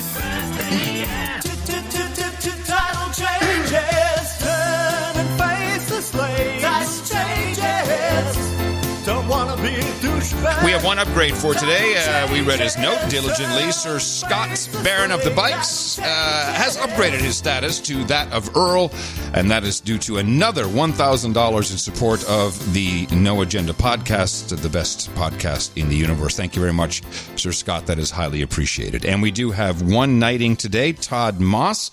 Let me get my, let me see, where did I put it here? It's a new studio. Oh, here it is. Wait a second. Keep my thing. Wasn't he, was it Sir Scott that got this new crazy title? Secretary of Counter-Tourism? Well, it's not on my list that way. Let me go back and take a look. We want to make sure we do that right. Yeah. Baron of the Bikes, nominee for the Secretary of Counter-Tourism. Let me do that. Thank you. Let me just put that in there properly here. Do a little cut and paste work on the fly. It's not easy. It's not easy doing the best podcast in the universe. Well, in fact, that exact commentary was mentioned in the Mueller report. So, grab your blade. Do you have it? Yeah, right here. Okay, perfect. Todd Moss, come on up. Step up to the podium right here next to the lectern. You see everyone seated and ready to go. Oh, they're standing up for you. There you go. It's the No Agenda Roundtable of our knights and dames, and due to your support of the program in the amount of $1,000 or more, you are hereby proudly pronounsticated Sir Todd Moss, Knight of all high-altitude aluminium tubing. And with that, you get a seat at the table and your choice of hookers and blow, Red Boys and Chardonnay, waifus and waffles, bourbon and bong rips, onion rings and ice cream, fish pie and fellatio, harlots and houndall, redheads and ryes, beers and blunts, geishas and sake, vodka and vanilla, bong hits and bourbon, ginger ale and gerbils, and of course, mutton and mead. All the knights and dames love it. Head over to noagendanation.com/rings. Hand off all your information, your personal details to Eric the Shill, who keep it confidential, but will also send out to you your official No Agenda Signet ring, your sealing wax, your certificate, and we expect you to put that on the Sosh Meds so we can take a look at it, be proud, and thank everybody, including you, for your courage. It's highly appreciated. Then we have a couple meetups to mention. I already talked about the Zurich meetup, so now we're moving into May. May 2nd, we have a Seattle, Washington meetup. May 4th, Baltimore, Maryland. May 5th, Brussels in Belgium, seat of the EU government, at least part of the time. May 18th, Cincinnati, Ohio. The 25th of May, Eastern North Carolina. Pittsburgh, Pennsylvania on the 25th as well. Then we have June 6th. They're doing one a month. Another Seattle, Washington meetup. And June 8th, Oklahoma City. I believe Oklahoma. But I'm not sure. I got to check that out. You can check it out yourself by going to noagendameetups.com. Sorry? I don't think Oklahoma City's there's any other one except that one. And why did I say that then? I don't know. That's geography. Myself. Oh, I'm thinking of Kansas City, which can be multiple places. Well, it's the same giant metro area. Yes, it is the giant metro area. With a line in between. I wanted to congratulate the producer who put together noagendaplayer.com. Not only is it a fantastic way to participate with the group in annotating the shows, which is working out extremely well. It's just beautiful. It's a great place to share links to the show. And I think he set a trend, which is really important. Marco, who does the Overcast app, has now included, and no coincidence he's doing this when all these other bullcrap closed apps coming out. You know, you can only get Trevor Noah over there. He has a share a clip in the app now, which is, I mean, how long have we waited for this? I mean, we have our own version of it online, but now apparently in the Overcast app, you can select the beginning and ending and just send a little audio clip to your friends. That's a great feature for him. And I think it's great for podcasting too. So make sure you get that and use it a lot, and use the No Agenda player. It's a great way to propagate the formula. Since I've been, I got a clip I want to get out of the way, which is about podcasting. Is it about podcasting? Is it about podcasting? No. You want a clip about podcasting? Well, I was going to just finalize it with a clip about podcasting. Oh, okay. Well, finish this off. Because there's been a lot of talk lately about what is a podcast. It's clearly outlined in the Mueller report. I know, but people still don't understand what a podcast is. And I thought maybe we could go to the man who knows everything about what a podcast actually is and who has standing in the area by knowing what it's not. Yes, that's right. Here to tell you about what a podcast actually is the one and only Rush Limbaugh. You know what podcasts are, by the way? Well, I mean, I know you know what they are. But, I mean, do you know what podcasts are supposed to be? They are supposed to be talk shows for people who cannot make it in talk radio. There you go, ladies and gentlemen. That is, in a nutshell, that is what a podcast is. Thank you very much, Rush. What a bigoted comment that was. Yes, it actually has a whole minute of this about the guy is making $400 million in his contract, and he has the nerve to. This is like the time when he used to rant years and years and years ago.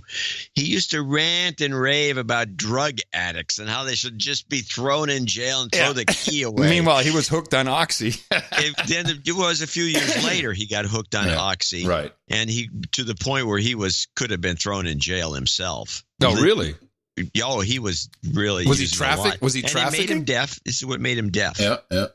And he shut up about that idea about just throwing the key away. I've heard him because I've been driving around a lot in the car, much more than I used to, because we're now on the frontier. And so, it's pretty much all you can get here on talk radio wise, NPR or Rush and Hannity, and whatever else is local here. But he sometimes goes to a commercial break and actually says, "I'll be right back after this obscenely profitable commercial break." The guy, he just doesn't give a shit. Yeah, he says stuff like that. Gosh. Anyway, but it's true. It's true. We are losers who can't get a radio show, and that's why we invented the podcast. That's exactly right. Thank you, Rush, for clearing that up. All right, over to you. Okay, so Bernie's got a new senior advisor. She's considered the national press secretary for Democratic. This woman, Simone. Wait, is she back? She was Bernie's. Wasn't she Bernie's? Left the campaign and she was. She came back. Then she went off on her own and she started bitching and moaning about the old white people. And she was so somebody made a collection of some of her commentary about old white guys. Yeah, bitching and moaning. We don't need. What she's saying is everything she says in these clips is we don't need Bernie. But she jumps at the chance to get a paying gig. But listen to this. In my opinion, we don't need white people leading the Democratic Party right now. The Democratic Party is diverse, and it should be reflected as so in our leadership and throughout the staff at the highest levels. What do you say to the people who dragged a poor white guy out of a car and beat him? Oh, my goodness, poor white people. Please, stop. The folks calling for civility might need to check their privilege. I thought she was running Mayor Pete's campaign. Yeah, she's apparently back at Bernie. Huh. Isn't her name Robin Sanders? I want to say. Simone. Oh, Simone Sanders? Symone. Why do I think that she was running someone else's campaign? No, you're right. You're right. Well. She's 25. She's 25? Yeah. No. That was August. That's 2015. No, that's her, but that's her 4 years ago. She's 29 now. She's 29. She looks older, but she's 29. Oh, she's got all that earmarks. She got all the millennial crap. Yeah. Dishes out. Here's another one that got everybody upset. This is an old clip. Mm-hmm. Those are old clips of her. This is an old clip of Biden going on and on about the state. He had the opportunity after I think it was a Bush State of the Union speech, where he got to do the counter speech at the end. Right. And it's all about drug enforcement. Right. That's when we started throwing black people in jail for smoking weed. Yeah. Well, we were throwing them in jail. No. This was the legislation that Biden was like, throw them in jail, these horrible people. This is going to come back to haunt him. Now I'm going to point out some. I'm sorry.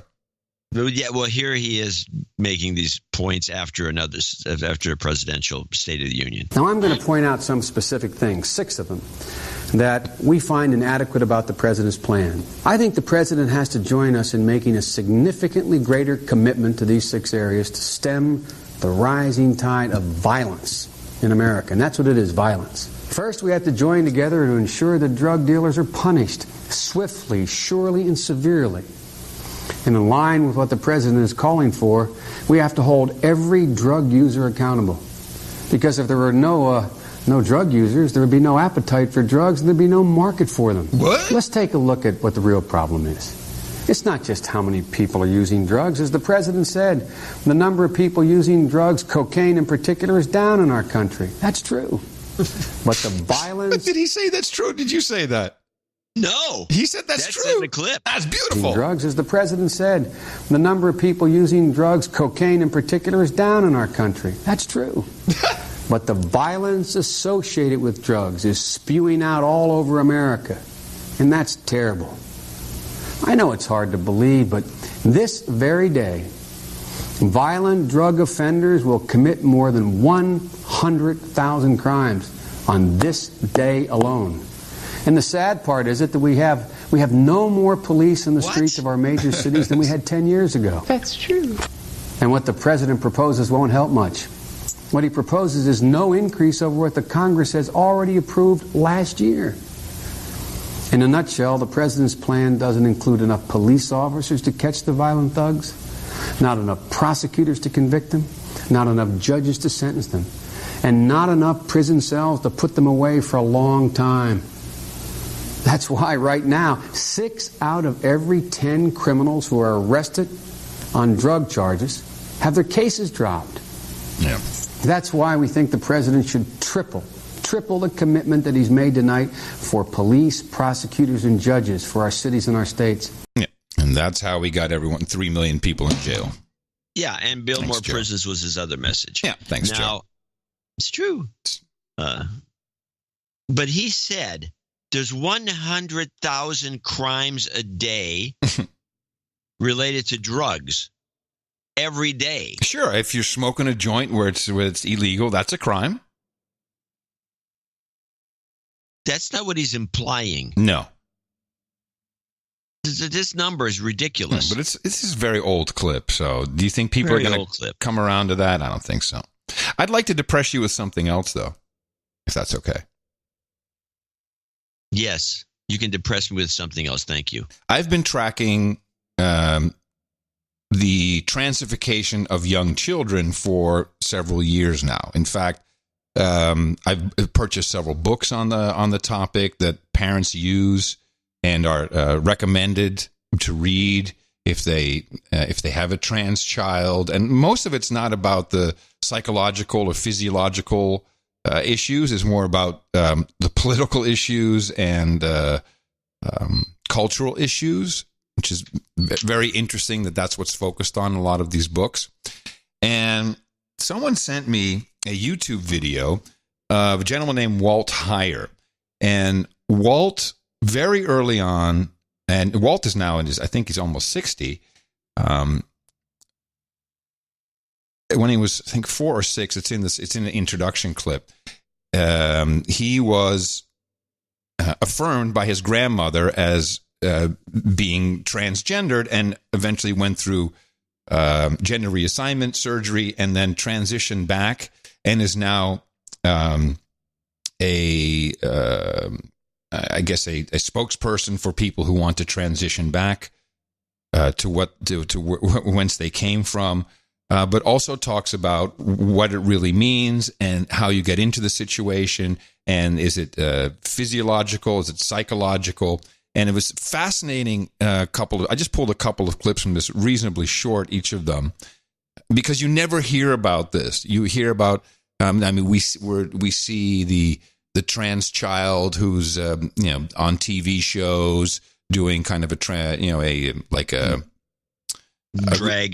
show. Thank you. And that's celebrated. And I know people who are trans, and I think that there's, you do whatever you want, and it may be perfect for you. But when it comes to children, you've got to question the parents' role, society's role, physicians' role, etc. And so Walt Heyer is someone who has a different opinion. And since you'll never hear about this anywhere else, I figured I should bring it to the No Agenda Show. Here's a little intro about Walt's background. I lived 8 years as a female named Laura Jensen after undergoing gender reassignment surgery in April of 1983.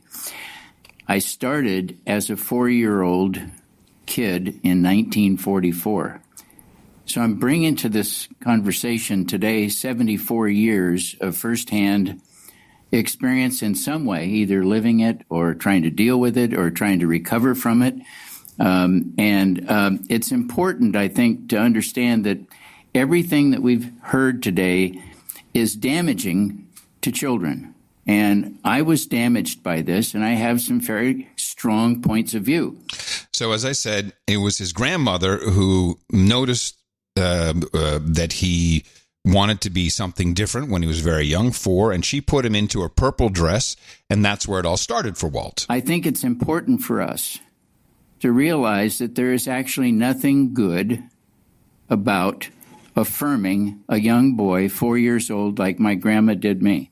The moment you affirm a child like my grandma did, putting me in a purple chiffon dress and telling me how cute I was, how wonderful I looked, is at the very same moment that you're affirming that young person, you're telling them there's something wrong with them, that you're not right.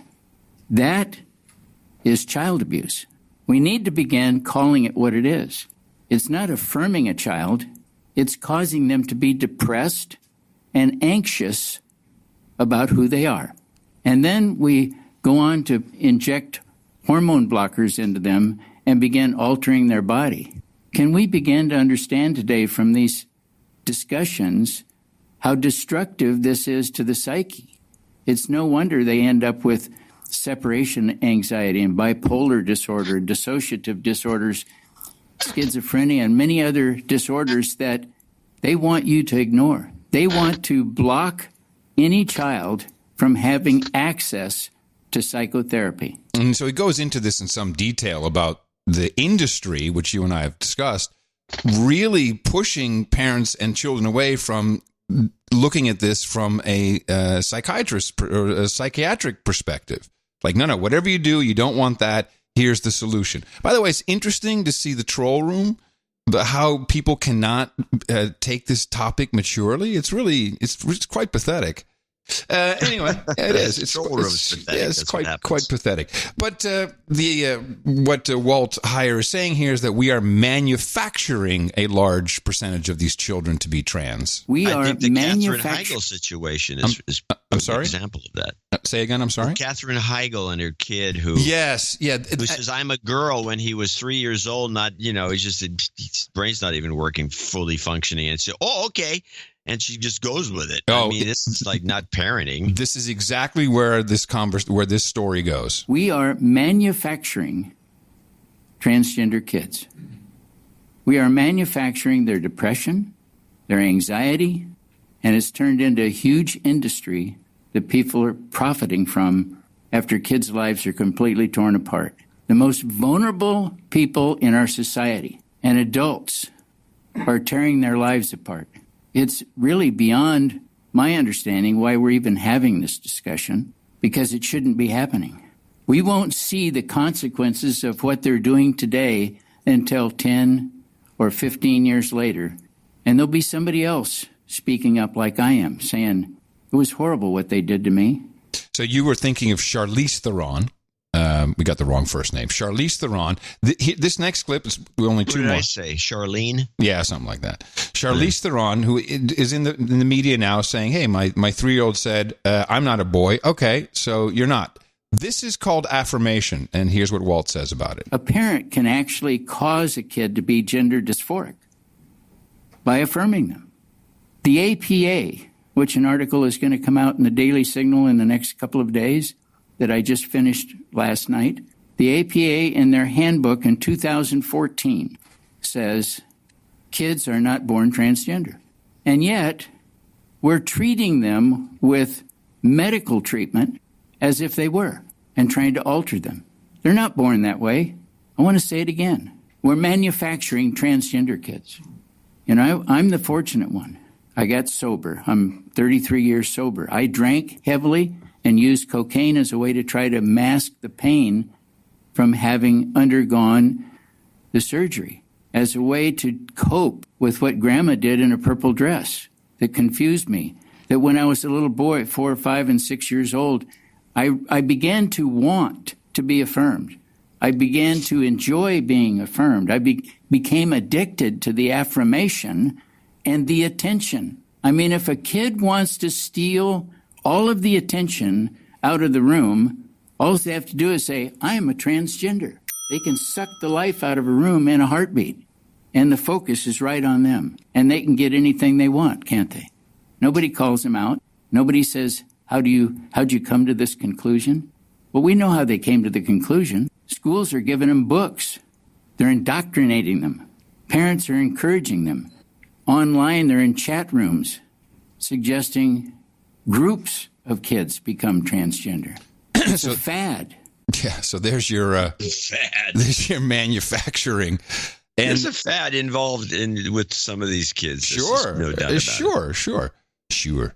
Final clip, sure. And it's very obvious. I can't believe this is not discussed more often because it certainly comes up with weight gain and obesity. And while there is an actual condition, autogynephilia, which, there are some people who really, really are in the wrong body.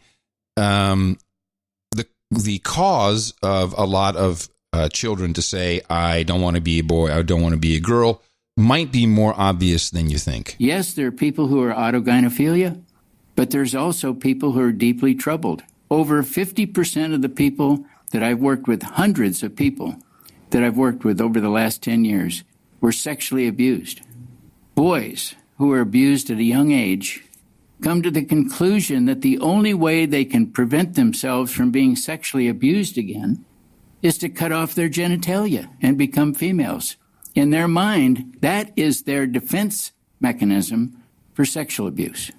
Girls who are sexually abused want to be men as a way to fend off any intruder or sexual abuser because they will no longer be attractive for sexual abuse. Whether it's men or women, vast majority of them were abused as children.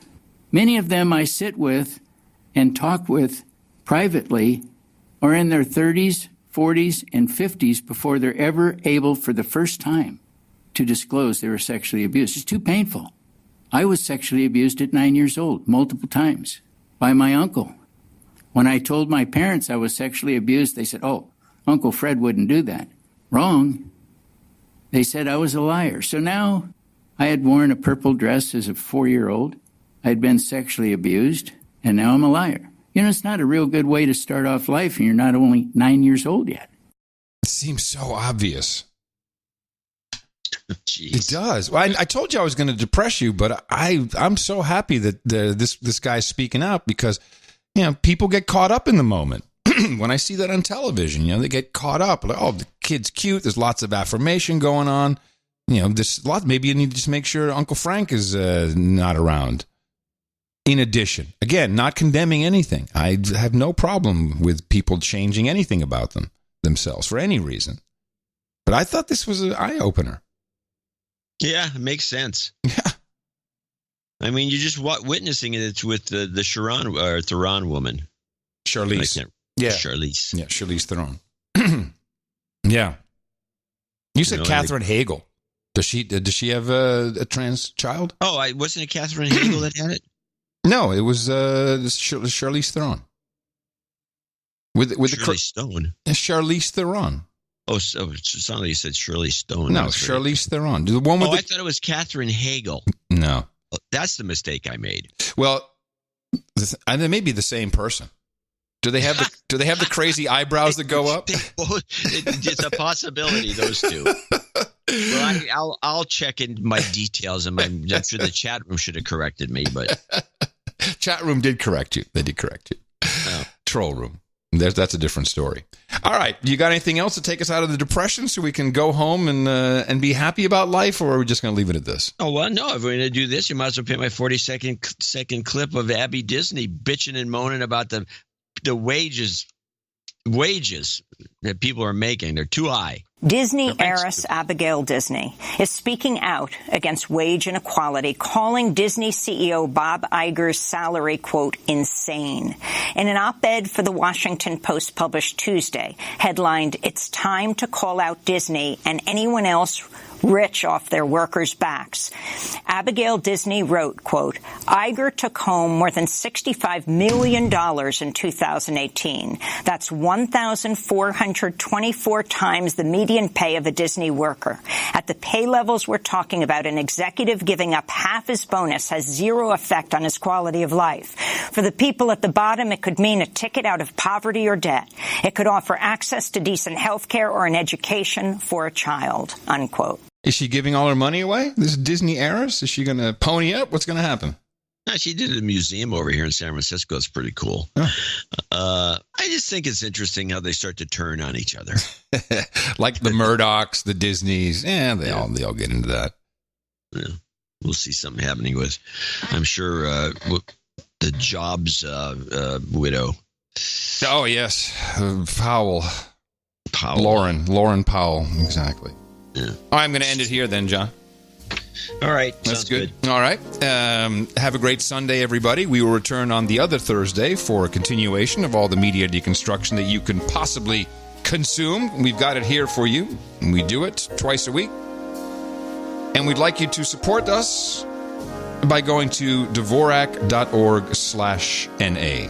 And that helps tremendously.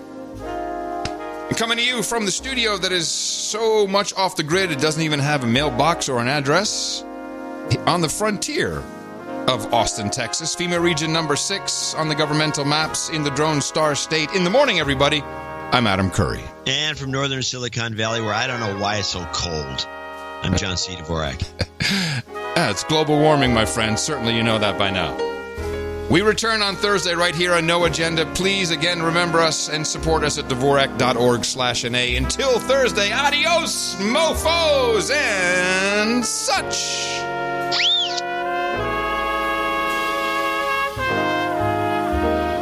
yes. Special thanks to Jesse Coy Nelson, Red Means Recording, and UKPMX for our end of show mixes.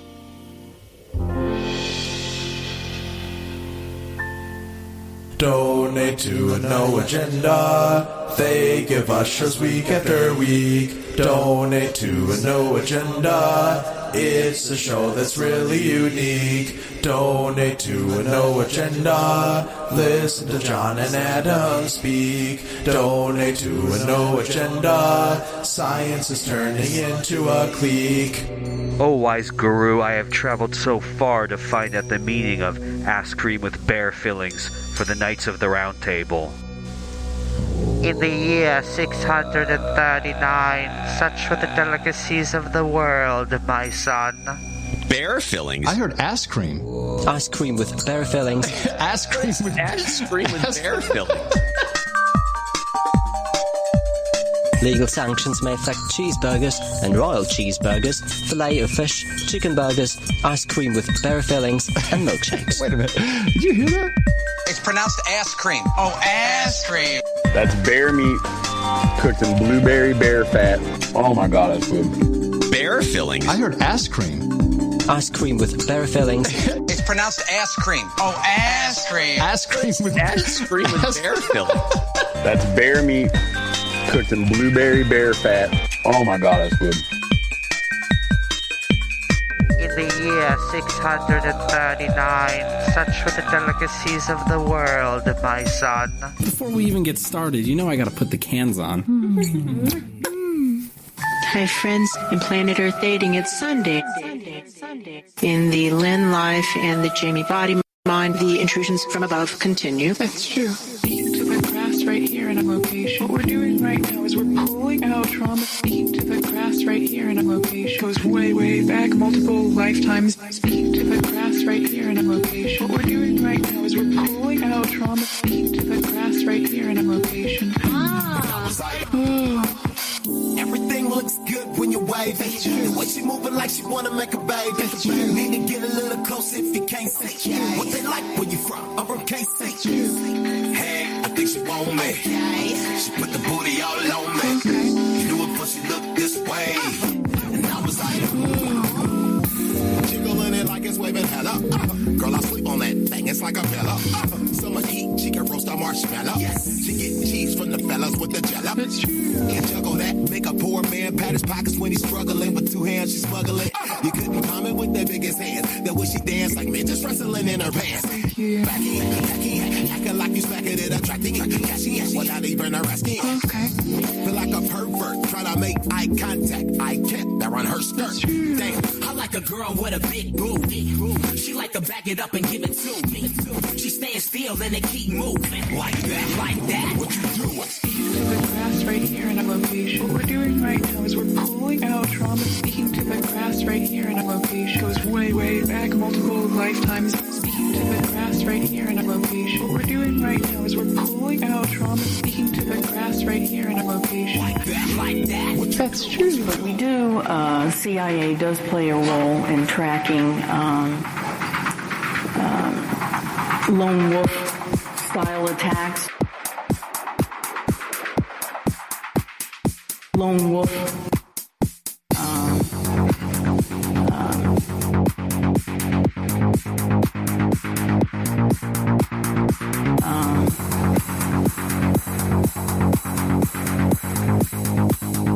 Lone wolf style attacks.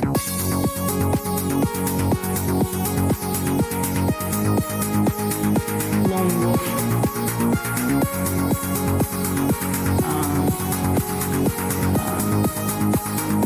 Lone wolf style attacks.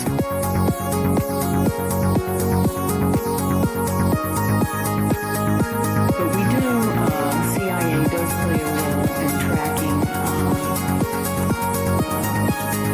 lone wolf style attacks. Lone wolf style attacks.